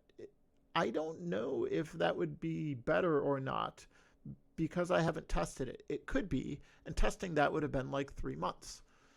The other thing I personally want to call out is Dances Up Earthquakes. So originally, like, this spirit is always going to be very high complexity, and originally I had thought that, like, very high complexity spirits should be slightly stronger on average than your other spirits, because it's very hard to, like, play them the first time, and you want players to feel like they have an okay experience the first time playing the game. But I've since revised that to spirits without a win condition built in should be slightly stronger than average, to account for the fact that you can't find a win condition. I think Dances Up Earthquakes... Would you just change the right innate then? I mean, yeah, like, change the damage it's very innate? hard to change everything else without, like, the whole house of cards coming down. But, like, if I had another month or two, I would probably look for ways to remove damage from the second innate. Probably from the second and third levels. But, like, yeah, it's such a complicated beast of a spirit to, like, figure out where to cut things. Like, that's a thing that I would want to look into. And anyway, if you ask me about any of these other spirits, I'll have answers for all of them. I am very happy with where the expansion has ended up as a whole, though. Quick time check. We're about an hour and a half in, so about half an hour left. Okay, yeah, sure. I mean, I can go indefinitely, but if you have to leave, so be it. Oh, okay, all right. I didn't know how much people were relying on the schedule. Just wanted to make sure that we didn't... This is a Twitch stream. Schedule. 14 hours. Constant content. Click subscribe. Yeah. Pound that follow button. Yeah, if you're following this stream for content, I just want you to know that you are going to be disappointed. Like, I do not stream a ton. But thanks for showing up. This is going to be a weekly thing with Ted? I don't think so. I do have a Fireside day chats job. with Ted. Yeah. All right, yeah, let's move on. We've got a bunch more questions to cover first. Next question. Yeah. And this can be... We kind of touched on this, but favorite new spirit to play, each of you. What's your favorite new spirit to play? I think for me it's probably Wounded Waters, but Breath of Darkness is like a close second. Yeah. I'm a big fan of both. I have not played the final versions enough to be able to answer that with authority. It's... Oh, geez, no. It's... Gasp. No. I mean... I've played Spirit Island on average probably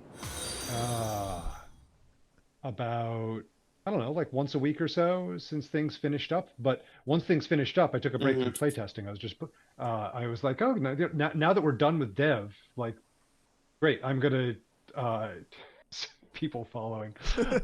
They want disappointment in their lives, Eric. Can you make a disappointment spirit for them? Well, Twitch has the hype train. Maybe we can ask them to implement a disappointment train. Yeah, a spirit that's like your parents that are very sad that you're living at home now. I'm fairly sure that I've played the final versions of all of the Nature Incarnate spirits, but I think there's a number of them that I've only played once or twice because I've mostly played the final versions either late in testing, like I gave all of them a once over to be like, okay, like does this seem okay? Is there anything I need to bring up? Which is what led to the last minute Wounded Waters scramble. Yeah. And most of them didn't change much since then, but there were small tweaks. And I experience spirits fundamentally differently once they're published because I'm Yeah. looking at them with a different eye. So since I've actually received my physical copy, I haven't played all of them using the published versions, like the actual physical printed spirit boards. Yeah, we should play And that sometime. changes how I experience the game. So, yeah. Come over, come on. Surprised to no one minds his wandering voice. Friggin' love that spirit. It's incredible. love control, love fear. It's awesome. Yep. It's definitely a you spirit. And not just that, but it exists in part because of the KSP. Oh yeah, what's the story behind this? Oh, there was a discussion. I can't remember when it was. It might have been during your episodes around the the sort of dream team, 5-spirit combo team. Yeah. But somewhere Our in there, team. yeah, your all-star team. That was it. Yeah, but somewhere in there, y'all had a discussion about how there weren't that many control spirits, and I was like, huh. I feel like, there's more than one or two, but there's not nearly as many choices as you have for blunt offense. And I'm like, oh, yeah, that's sort of true. Huh, I should do something about that someday. And then it was like, oh, hey, make it an expansion. I can do something about that. So when the Incarna concept came up, Breath of Darkness was always intended to be a little bit control-y, but much more fear. And so it's like, oh, I had this idea for the spirit. And it's like, oh, and that would do control spirit. Yeah, I want to go this way with this. So, yeah, so like, I like when things are. I like when things are implemented differently, like how Foreboding Shadows use fear for control, and then now with voice we have the strife that makes them crazy, and now that becomes control. So when we implement like already known things or mechanics and then put a little twist on, that's really fun. Yeah. So it's but it was because of y'all that was at the front of my mind. So y'all can claim some of the credit for the existence of Wandering Voice.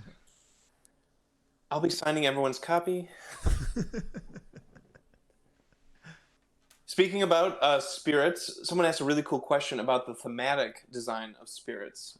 They said it seems to have evolved from spirit of a generic element, like an ocean or a river or the earth, to spirit with a specific story, like Wounded Waters or Towering Roots.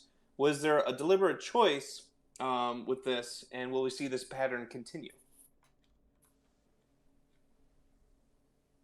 So this is going to be a few separate thoughts smushed together. The first thought is that I do think that the person asking the question is right, that the balance of spirits is shifting that way. But I will point out that like Thunder Speaker from the base game is a story spirit, and Breath of Darkness from Nature Incarnate is a natural feature spirit, like darkness. So there's always going to be both types, and I probably always will be, and I think that's good. But there are factors, and it's like partly intentional, partly not. There's some factors sort of pushing designs in that direction. One big one is sort of feel uniqueness.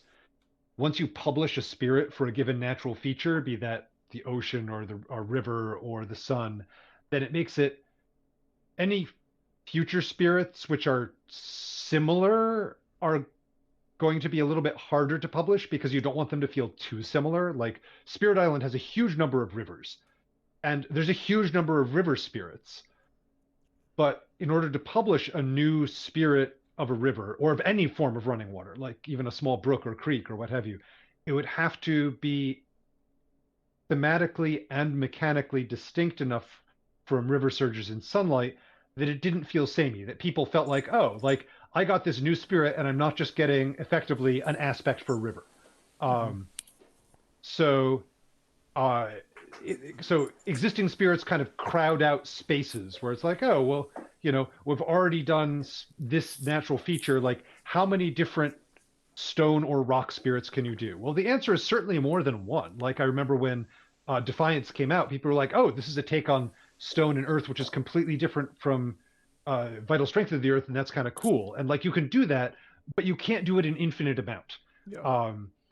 And when you do it, part of the way you can make the distinction between the two different similar things and convey it to the people playing is through story and lore, which then starts pushing it through to spirit with a particular story. That's one factor. There's other factors too. Like as the game goes on, there is more lore to draw on. There's just a wider body of knowledge and things I know about to interact with.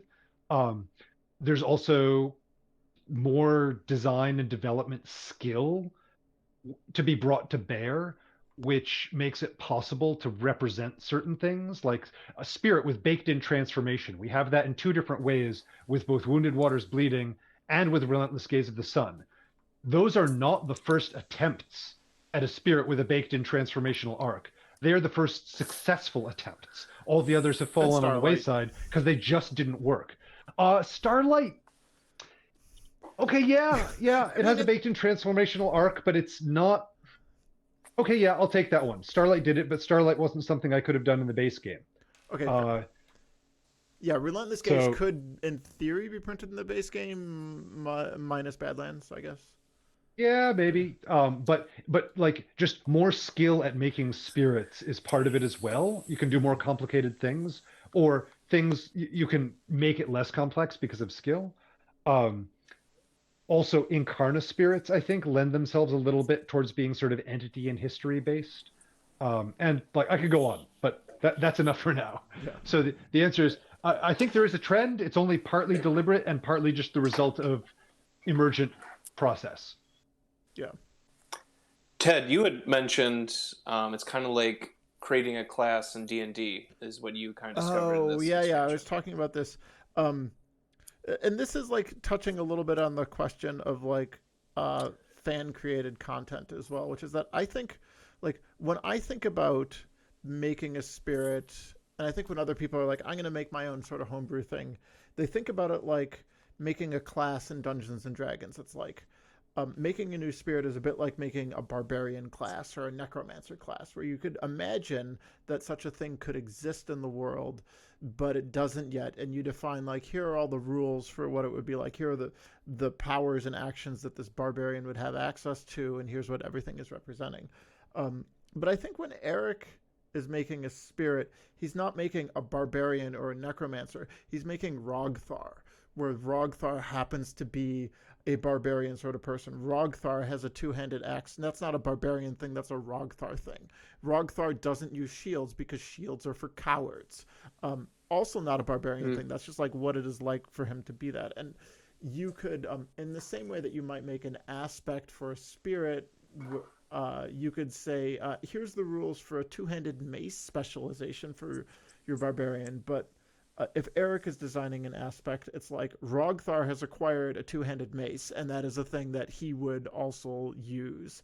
And here's how it changes his skill and moveset. I think it's really important to think like deeply about the construction of a spirit as a specific character and a story and a universe. And I think that's something that is very different about Spirit Island versus other games. I think mentioned, or I noticed right well, the first time I played this, we all read, the top text of the lore, and it's like, oh, this is a different game. I am the lightning type of thing, and I'm, I'm dancing along the shoreline. Whatever it says, like it just painted such a picture. Yeah, this is my number one bit of advice to people who are like, what should I do for my homebrew spirit design? I'm like, write a lore paragraph first, and then structure everything around that. Like, is that adding to the lore? Does that feel like what it is? And if you have a concept in your head, but you can't actually describe the story behind it, you don't really have any guiding principles to know whether what you're doing is aligning with that. And you might end up with something that's like a pile of mechanics, but that doesn't feel like it ties together into something that has a soul. I think that's incidentally true of all game design, not just Spirit Island, that you want to have a soul to tie things to. But I think it particularly matters for spirit design. That's good advice. Just speaking of story and lore, there is a question kind of about that. Do other spirits support Breath of Darkness's handling of invaders by abducting them, or is this something they all think is kind of weird, but none of the spirits want to say anything? So this kind of gets to how spirits see each other. Like, in some ways, spirits are in some ways more alien to each other than any human is to any other human, and any human could ever be to any other human. But at the same time, they're also, in many ways, much more accepting of extreme differences between themselves, because they're part of nature, part of an ecosystem. So like darkness enfolds.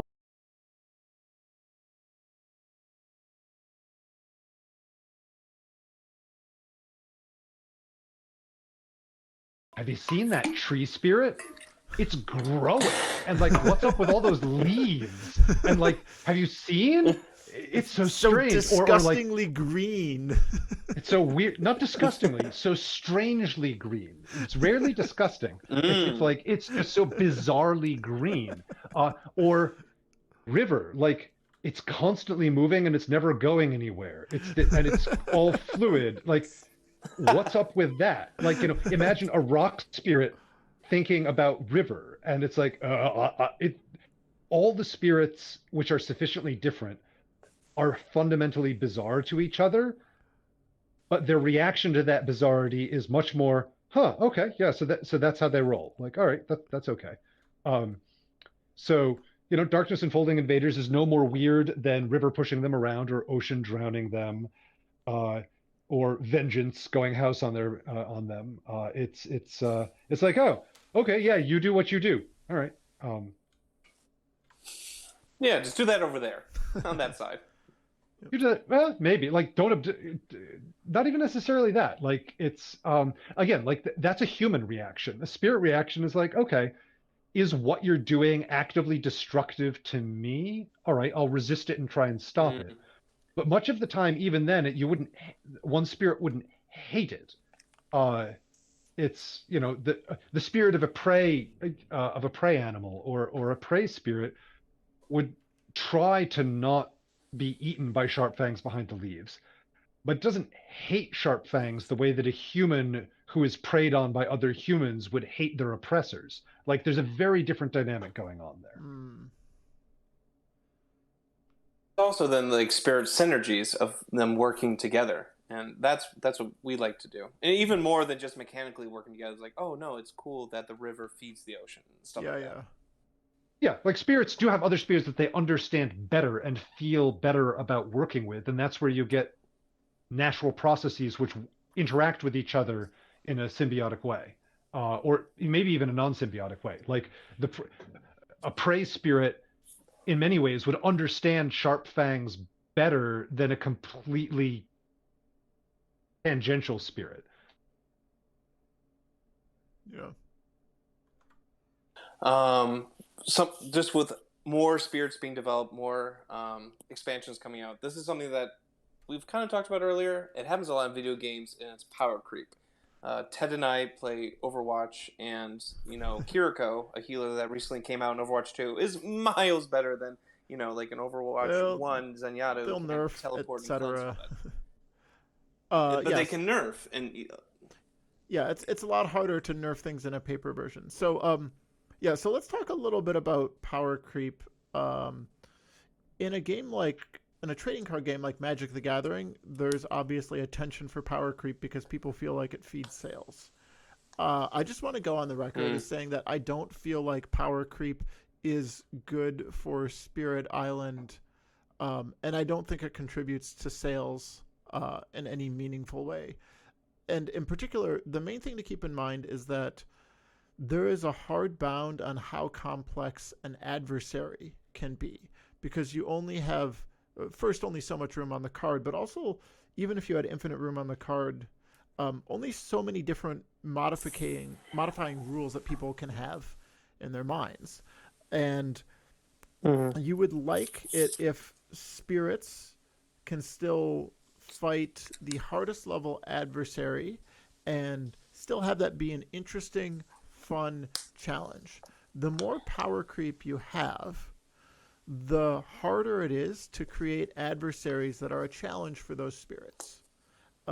And you cannot compensate for this by making adversaries harder because there's no room for the complexity.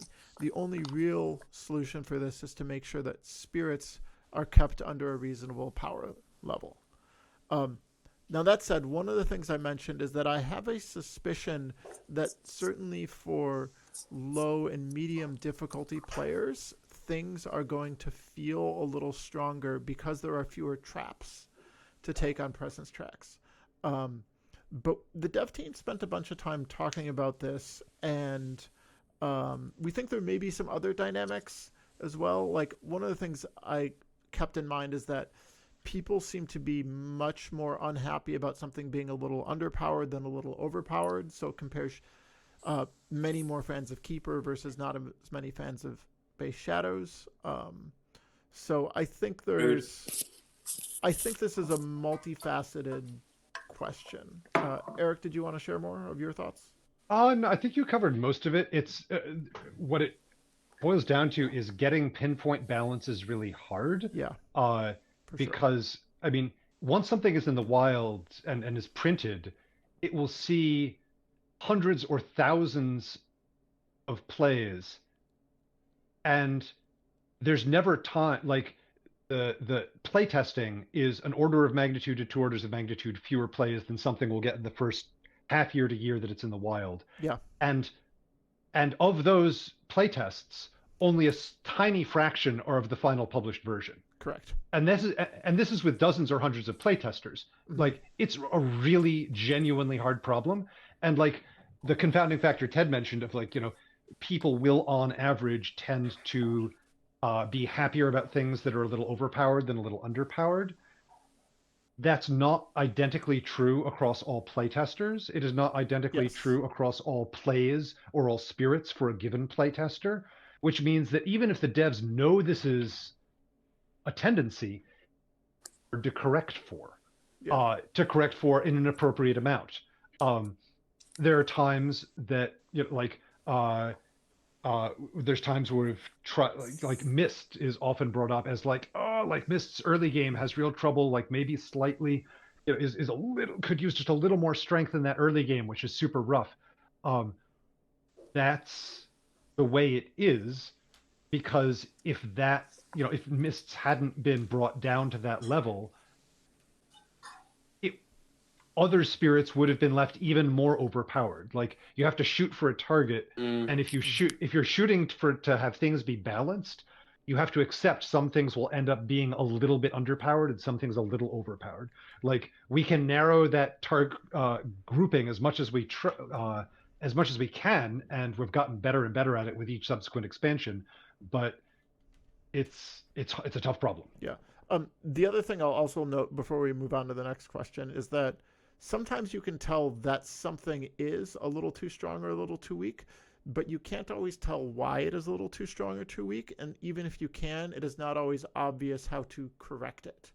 A lot of nerfs or buffs that people may think of may inadvertently make things worse or have other unintended ripple effects where it's like, this is balanced, but now there's only one exact line of play that you always play for the spirit, which is certainly not very much fun either.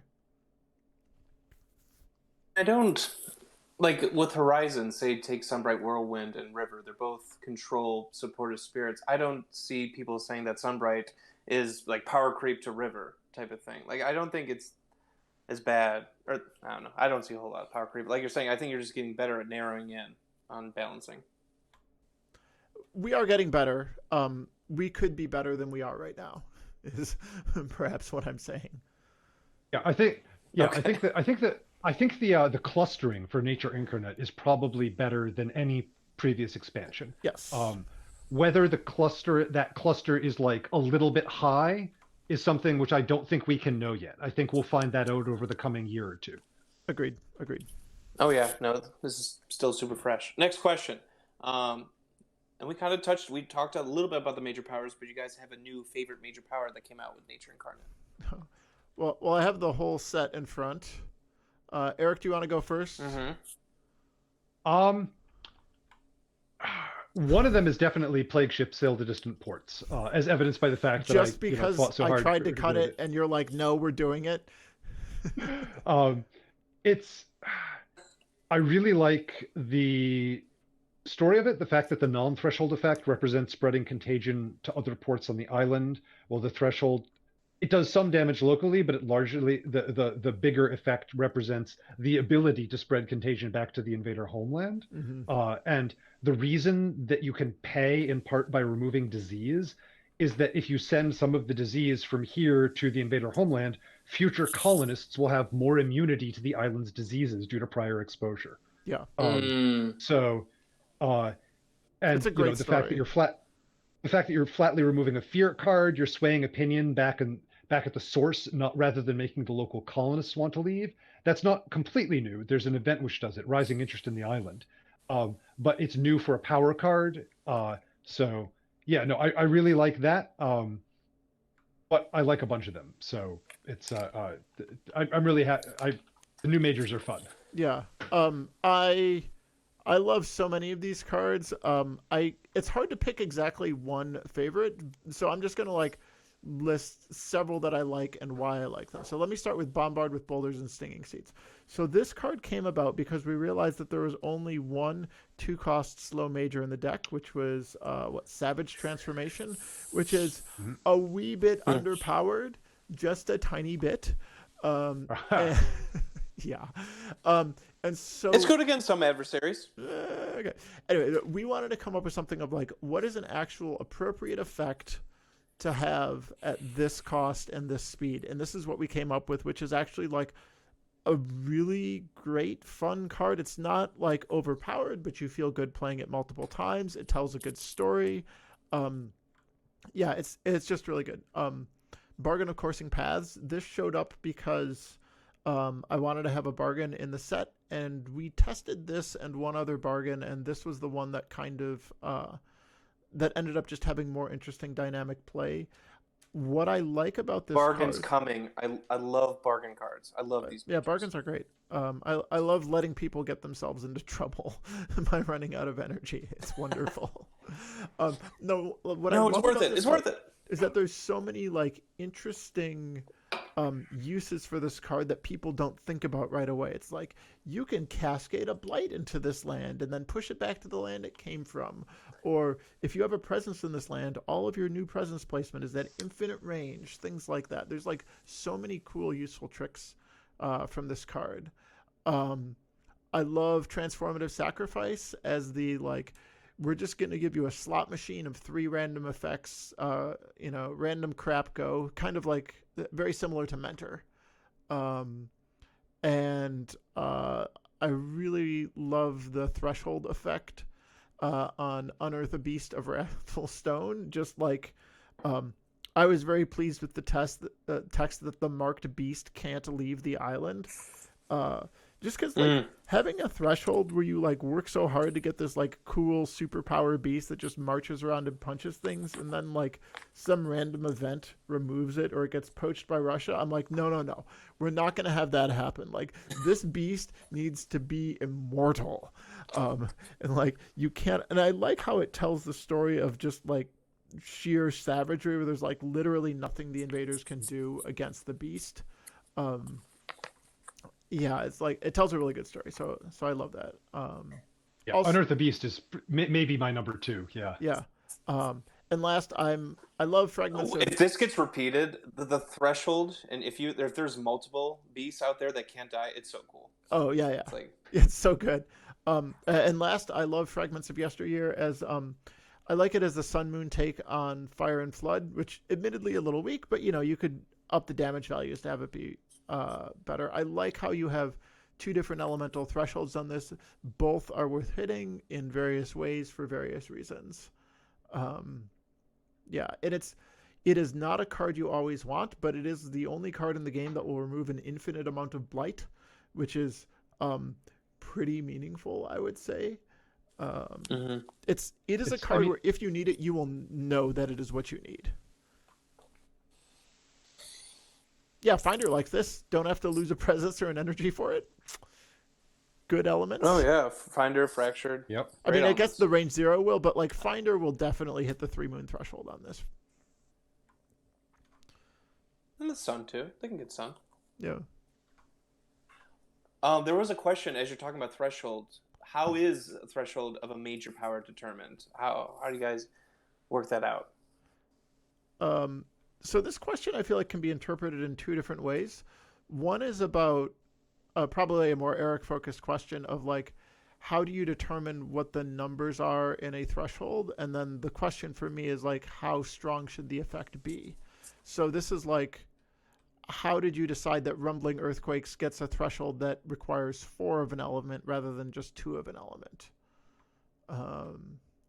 There are 2 halves to this. One half is the sort of like, for a specific card, what very roughly do I want the threshold to be like, and what is what do I want the threshold effects to be like? Mhm. And so what are some appropriate numbers which are ballpark hard enough to justify that threshold, or easy enough to justify that threshold?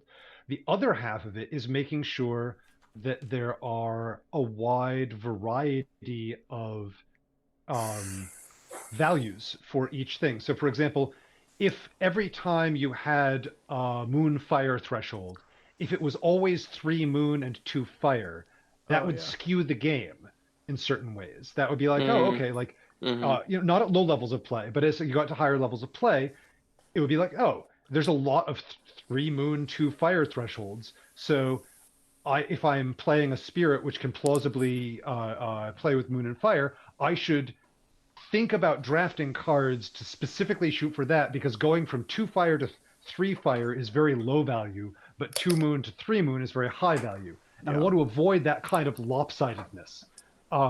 So I have a sort of a grid tool which I use, which shows me all of the extant major power thresholds. So I can go, oh, like, I don't want to make another threshold with these 3 elements because I already have 2 of those or 3 of Mhm. those, and adding a 4th would just be too many relative to the others. Or, oh, I don't want to add another 4 sun threshold because I already have 17 4 sun thresholds. Or Mm-hmm. all of the threshold values, like, the elements are not perfectly identical in terms of the average value of the number of elements needed for a threshold. Like, if you look at them, air values are a hair lower, and I think maybe earth is a hair higher, but they should all stay within a certain band. I don't want it to be like, oh, like, if you're going for fire thresholds, then you need to stack up on huge amounts of energy. Or if I do that, I want it to be a deliberate design choice rather than sort of an accidental, whoopsie, that's how it went. Yeah. So So basically, keep that's everything as evenly distributed as possible. Is kind of yeah, what I got. yeah. Keep it as evenly distributed as possible, absent specific design reasons to the contrary. Yeah. Um, what I can say about costing the effects relative to thresholds is that something we learned in Nature Incarnate is that the base effect of a major power seems like it should be um, wholly decided only by the energy cost of the power card, and the strength of the threshold seems like it should be solely determined by the difficulty of the elements, which is to say, I actually disagree with that still. I think it should be largely, but not solely. okay, um, well, we'll figure out to what extent that is, but like, Oh yeah, absolutely. getting back to the point, Sorry. the argument that I'm making is that a 3-3-2 threshold, like on Inspire the Release of Stolen Lands, should be about as much, should be roughly as strong as every other 3-3-2 threshold, regardless of whether that's on a 2 or a 6 cost major power. And I will also note that you get by far the most extra value out of the power card once you are asking for 4 of an element, because 4 of an element is significantly more than 3. So like Rumbling Earthquakes for Earth bonus threshold is going to be stronger than even like the than the 3-3-2 threshold on Unearth a Beast of Wrathful Stone, although they're kind of close. Yeah, 3, 3, 2, and 4 are maybe close, but 4 anything just gets really painful. Yeah. with the caveat for like Exaltation of the Incandescent Sky, it's not a true 4 because you do get an extra power card, and then that power card's elements feed into the threshold. Added. But you still actually have to have the power card and the energy with which to play it. So it's definitely, this is still harder than a 3/3/2 would be. Well, this is why I one of my favorites is the Flocking Red Talons, because of how I think it's so perfect with the threshold. Because like, oh, Fangs, I can use this. Wait, I need air. Or it's like Mines, I can use this. Wait, I need another plant. Yeah. So it's like both spirits can use it, but they're just like, there is that friction, that tension of like, I just need one more thing, and it's so that's why one of my favorites. Anytime you can use Beast too. Yeah, cool. on a thematic level, there's also when I'm doing thresholds, in addition to the aforementioned mechanical examination, there's also like, okay, given these elements, which spirits can threshold this easily, and does that make thematic sense for the power? Yeah. Mm-hmm. Yeah, for sure. Next question. Someone said that the major and minor decks are getting big. Are you happy with the variety of effects, or will we see more powers in future expansions? Is the minor deck capped? Are we done at 100? Yes. Soft cap. It's A soft cap. I Like I would like 90 I'm not going to swear a cards, blood. but- I'm not going to swear a blood oath that will never add anything, but I don't see her doing it unless there's a really compelling reason. Yeah, I agree. I personally would like a slightly smaller minor power deck. I think, yeah, it is pretty large. It's hard to shuffle. So it's not just that, but also there's not as much variety you get in what a minor power can do to make minor powers feel distinct. Whereas you have so much more variety in major powers, because major powers can get more than 4 elements or less than 2. They have really interesting thresholds. Their costs can be anywhere between 2 and, whatever is reasonable, like 10 or something. We could probably print a 10 cost power, maybe. And they're so fun and unique. Like, I would be very happy if we had like 200 interesting, unique major powers. Like, with the caveat that deck sounds like a huge pain to shuffle. But if we had that many cool, interesting, unique effects, I would love that. I don't think 200 minor powers would be very interesting at all. So, yeah. I think it's very unlikely we would get anywhere near 200 major powers, but as a player, I think the variety of play experience would be worth it.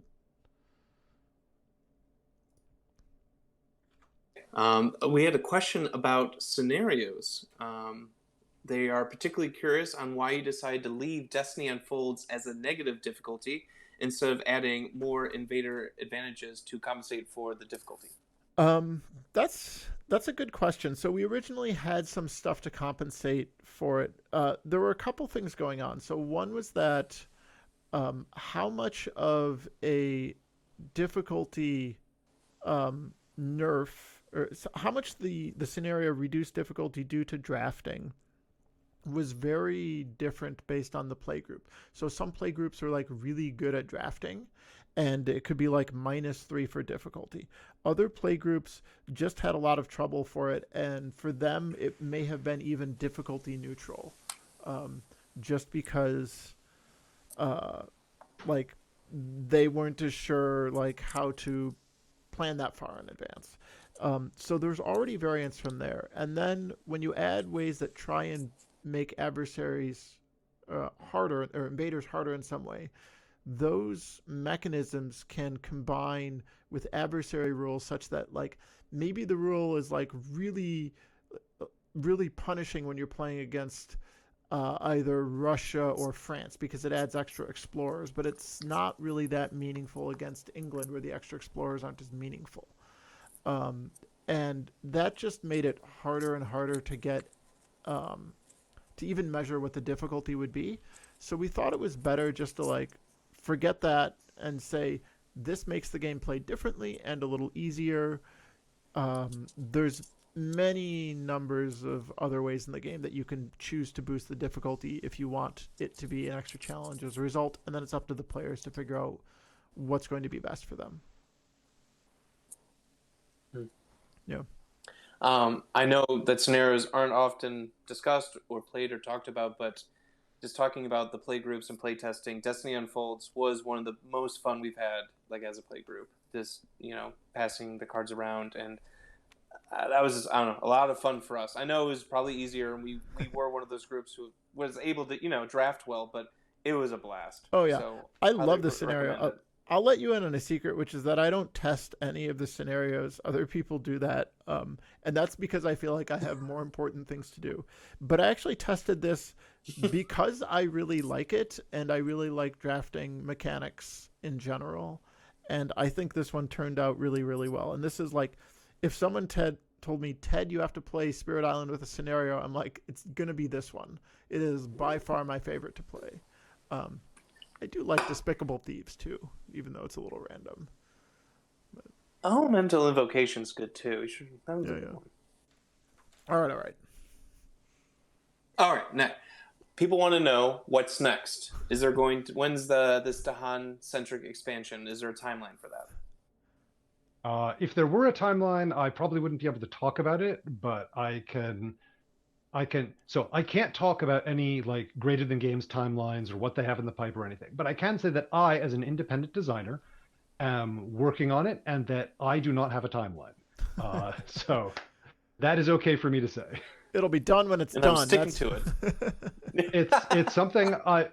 It's something I grapple with, in terms of like I feel like I should be getting it done faster, but then I look at my life and like between parenting and COVID and some other stuff, there's a lot of reasons it hasn't been fast. I look at some of what I'm trying to do work-wise. I'm like, okay. And then I look back at the base game of Spirit Island and I look at how many of the important design decisions came because I took time and let it slow bake. Like there were a bunch of things which happened later on in the design process, which if I'd rushed through it wouldn't have worked nearly as well. And so I'm like, okay, no, sometimes the creative process takes time. Like I can say one thing, like there are things, I'm now like 3 years into doing sort of research and outreach work. There are things I've only realized that I need to think about designing in the last 8 weeks. So like it's yeah. Things are happening. Yeah. Plus, I don't know what the time. Thanks for Don't know doing what that. the timeline's going to be. I can't do it. We just got Nature Incarnate, so let's play that for a little while. One of the reasons I am so jazzed about Nature Incarnate having so much content is that it means that there's a little bit less of I don't know, breath of players down my spine in terms of needing to come up with more now. Like there's enough aspects and spirits and other things. I'm actually really happy with the release schedule for Spirit Island.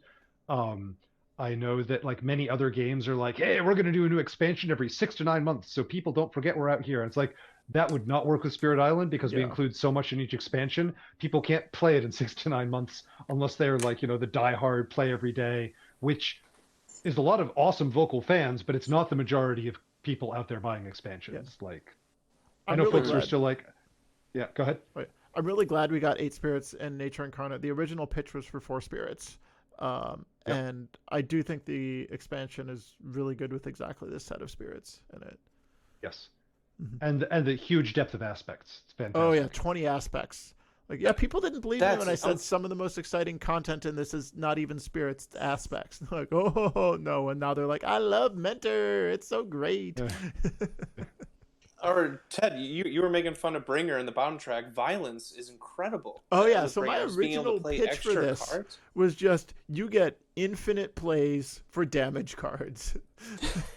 I actually did like that version. It's like it's something about it is like it just sounds so cool. Like it's effectively infinite, but it does like the double card plays. I think is actually a total fine compromise.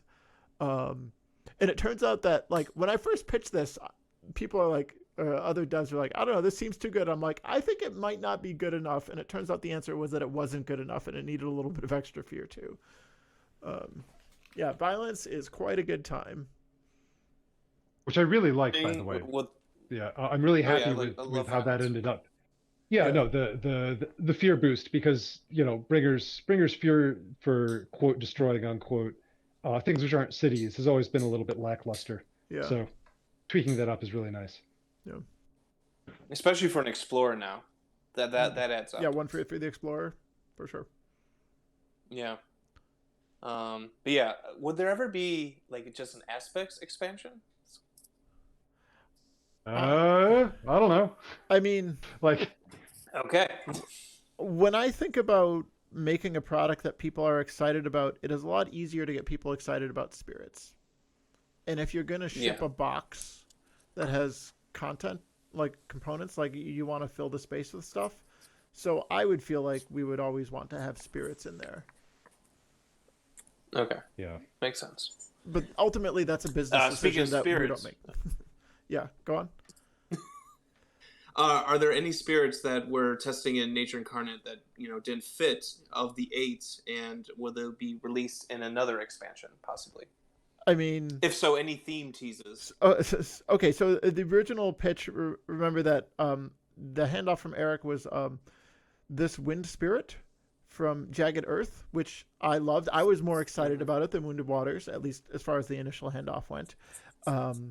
But Eric was more interested in water, so we developed that one. So I'm hoping that shows up sometime in the future. And then the two very high... Yeah. Very, very high complexity. Yeah. I don't want to tease those because it still remains to be seen whether they could work, and I don't want to get people's hopes up. I tend to think that one of them could work and the other one probably won't, and I won't say anything more about the theme except that they are completely nutty. Yeah. If they do see print, you will be amazed for sure. No questions asked. But we don't know if they could. Okay. Yeah. It's a fun tease. Fingers crossed. Hope they come out. Someone talked about that they read a designer diary years ago that explained that kingdoms like Spain weren't included as adversaries because their focus of subjugation didn't fit with the game. So, if there was a Dahan focus expansion, would this give, hypothetically, giving more adjacency to Dahan, do you think this would open the door to adversaries like Spain? Adjacency? Oh, agency. Agency, yes. yeah. Agency, sorry. Yes. So, I mean, like Spain and Portugal are classic colonizers who have not been represented for exactly the reason mentioned. And while doing all of this reading and research for a Dahan-centric expansion, I have realized two things. One, I have learned that I had notions for conquest adversaries to sort of look at this whole economy of colonialism in sort of 16th and 17th century Latin America.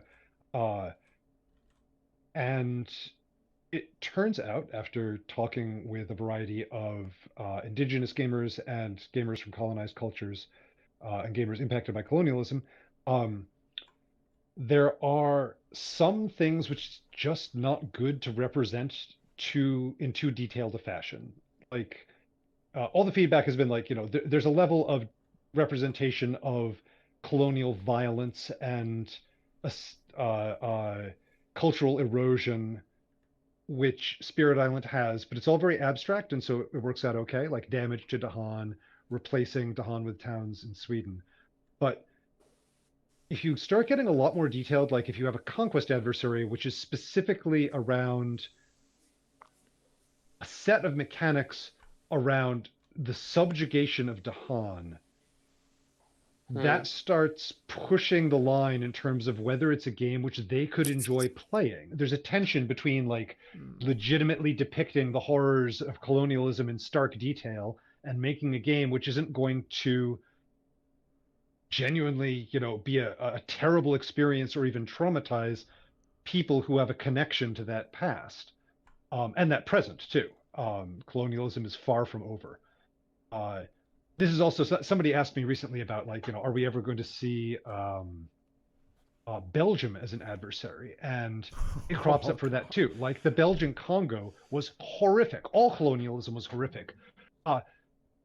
Belgian Congo was like undiluted. Like it was all the other particularly bad. Yeah, it's like all the other colonial efforts, there were atrocities, there were horrors, there were horrific things. There were also other stuff that I could point to. The Belgian Congo was mostly just an undiluted stew of horror.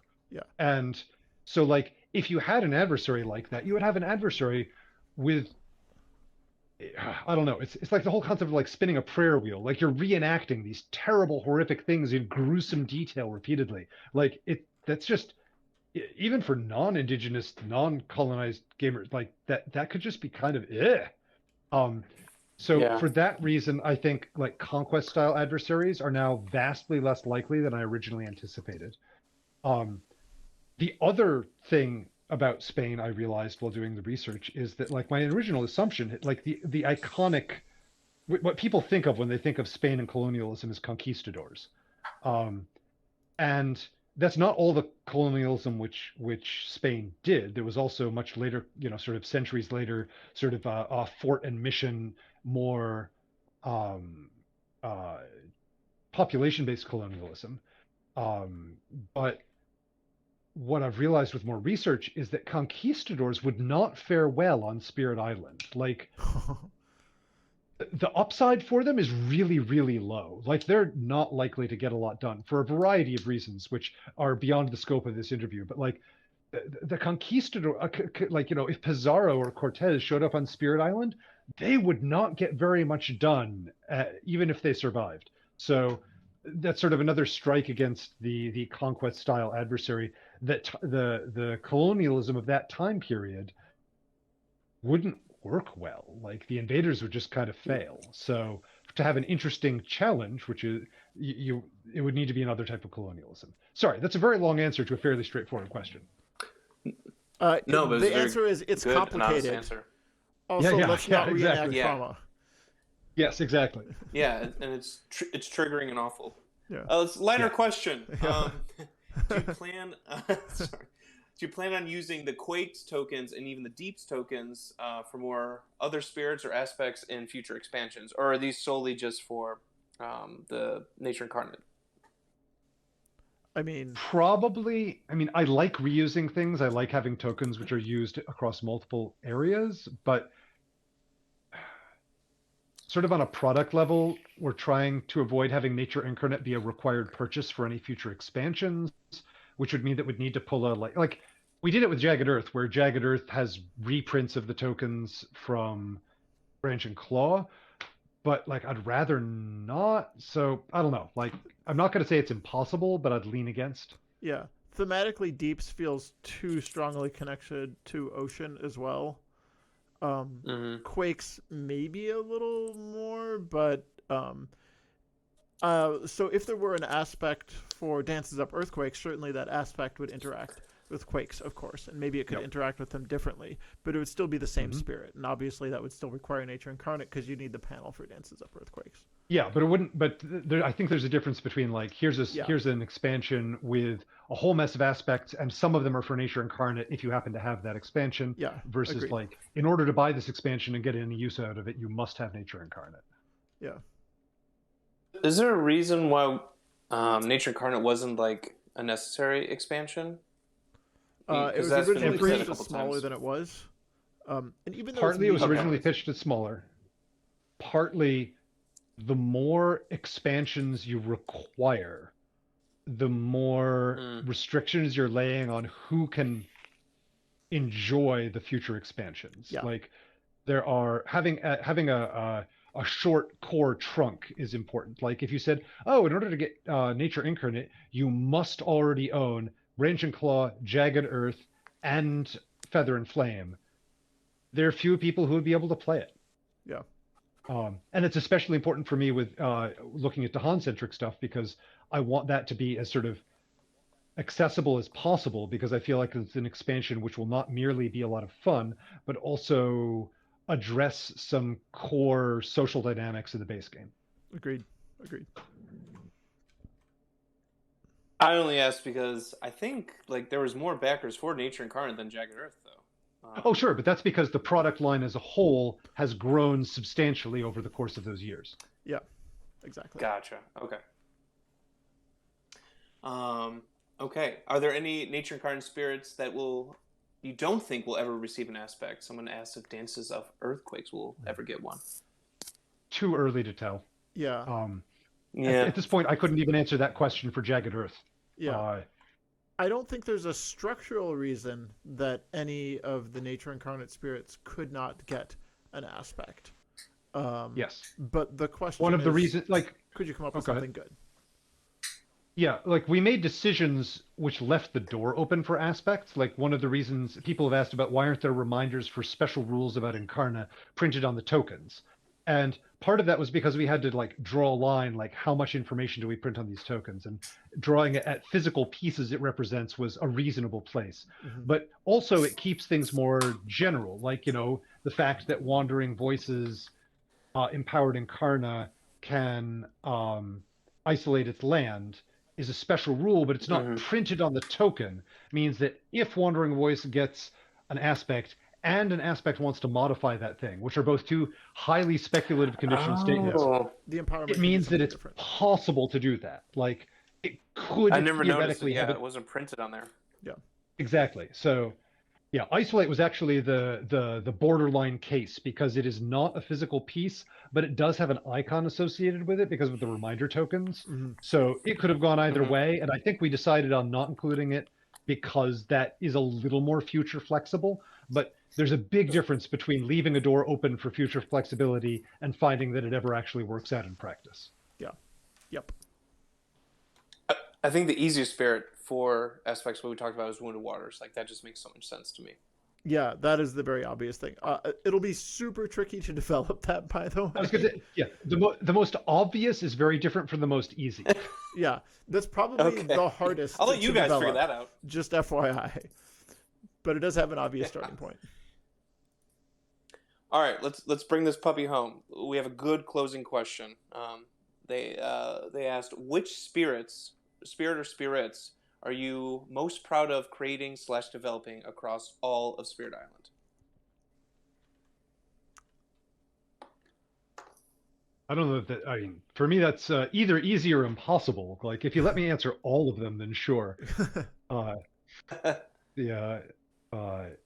If you make me pick just one, then I have to go back to my for any sort of favorite question with spirits, it always has to be qualified. Like, if you ask favorite spirit to play in games with new players when the players are people I have just met at a convention, I might be able to answer that. I don't know what it is offhand. I need to think about it. But like, in order for me to answer favorites with spirits, you really need to get specific about what exactly you're asking a favorite. So I'll clarify that this question is not actually about favorites. It's asking what you're proud of, and in particular, proud of as a designer. So it's not actually even asking about the player aspect. It's like, yeah, it's still not specific enough for me to be able to come up with an answer easily. Would there be? Could you name some spirits that you think would likely be in your top 5? Most proud of creating across all of Spirit Island. This question is hard for me too, but I'm.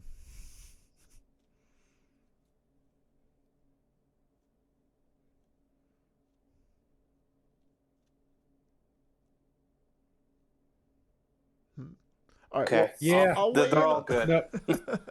No, like I can come up with I can come up with I'm proud of the fact that all 5 Horizon spirits ended up as balanced as they did given time constraints. Yeah. Mm-hmm. All right. Well, all yeah, that no, said, there's like I'm super proud that like impending works at all. Like I'm very pleased that we got to that. Like yep. So like I can so yeah, I'm really pleased. Like I'm proud of how Sharp Fangs worked out in certain ways. But I could say that for any of the spirits. Like there's things about them where I'm really pleased. You know, the Bringer of Dreams and Nightmares core premise of not being able to damage things. We kind of take it for granted now because it's in the base game. But a lot of people, when they first open it, it's very audacious. It's like, oh, by the way, like this entire piece of the game works fundamentally differently. I'm proud of making that work. Yeah. So, yeah, I can. You know, too many prouds. So, I guess How about you, Ted? For myself, what I can say on the development end, I think the two spirits I'm most proud of dev work on are Starlight and Finder. Because unlike other spirits, like with traditional, 2-track, 1 special rule, 2 innates, that sort of like 4 unique powers, that sort of vibe, these are just wildly different that had like so many more constraints. And I feel like these spirits actually have some really interesting variety to their builds while being totally different from something else. And they are spirits that have their own set of like fans that really love them. And like similar to Eric, I am proud of the work I have done on all of these, some more or less than others. But the work on Starlight and Finder were very different from other things that I had done before. So that's probably at the top of what I have. I remember some of our discussions around Finder sitting down. Oh yeah, we sit down with a graph and like numbers on the nodes with the incremental value and how to. Yeah. Oh yeah, and making sure all the paths worked out, what had to be balanced versus what. Yeah, it was. Yeah. It was super interesting. And then I'd say beyond that, I'm also pretty proud of Wounded Waters Bleeding just because of the amount of sheer personal effort that I put into it. And also for Breath of Darkness, primarily is like what the team accomplished as a whole for that. I mean, like all of these things have been team efforts, but I felt like Breath of Darkness was particularly a very much a whole dev team thing, and I'm really proud of what the team as a whole did for that spirit, and a lot of people really love it. I think it might be the most commonly cited favorite spirit in the expansion. Although apparently Wandering Voice is right up there as well. And of course all spirits have their own favorites. So yeah. So that's my answer to that. It might not be super satisfying, but it is about what it is. I think that's the best answer you can give. It's like picking a favorite kid, you just can't do it. I'm most proud of creating Spirit Island. Like, yeah, that's... I am proud of you for making Spirit Island, Eric. I think you have done a good job. We're all proud. Thank you. Thank you for all of the encouragement. Like, your excitement about it provided an immense amount of motivation in those critical early days. Well, a lot of it is like, would you keep making this game that I like? Thanks. You know what I would like? I would like a huge variety of power more cards. Content. Thanks. Yeah, please keep making me content. Right. Gimme. Yeah, I guess I'm just the same as every other Spirit Island fan. Why can't I have an infinite amount of context and a fixed amount of storage space? Anyway, all right. That's it. That's all we got. Yeah, this has been 2.5 hours. Thank you so much for everyone who's dropped by. We'll get this posted on the YouTube sometime. This has been a lot of fun. Questions, a lot of good questions. Yeah, thanks so much for hosting, John, and Eric. Thanks so much for dropping by and sharing. Thank you for organizing this, Ted. And thank you to everybody who came and watched and listened. Yeah. And also to those of you who weren't able to make it in real time. Thank you for watching it after the fact. And thanks for all of the followers. Prepare to be disappointed for following my Twitch channel. It's probably not going to show up for a while. Followers. Are we... More disappointment train. Yeah, like and subscribe. Smash that like button. Is that how this works? Yeah, baby. You're doing it right. All right. If it's an inverse hype train, can they make you pay them, Ted? I don't know how any of this Ted's works. paying me. All right. Have a good night, everyone. Thanks so much.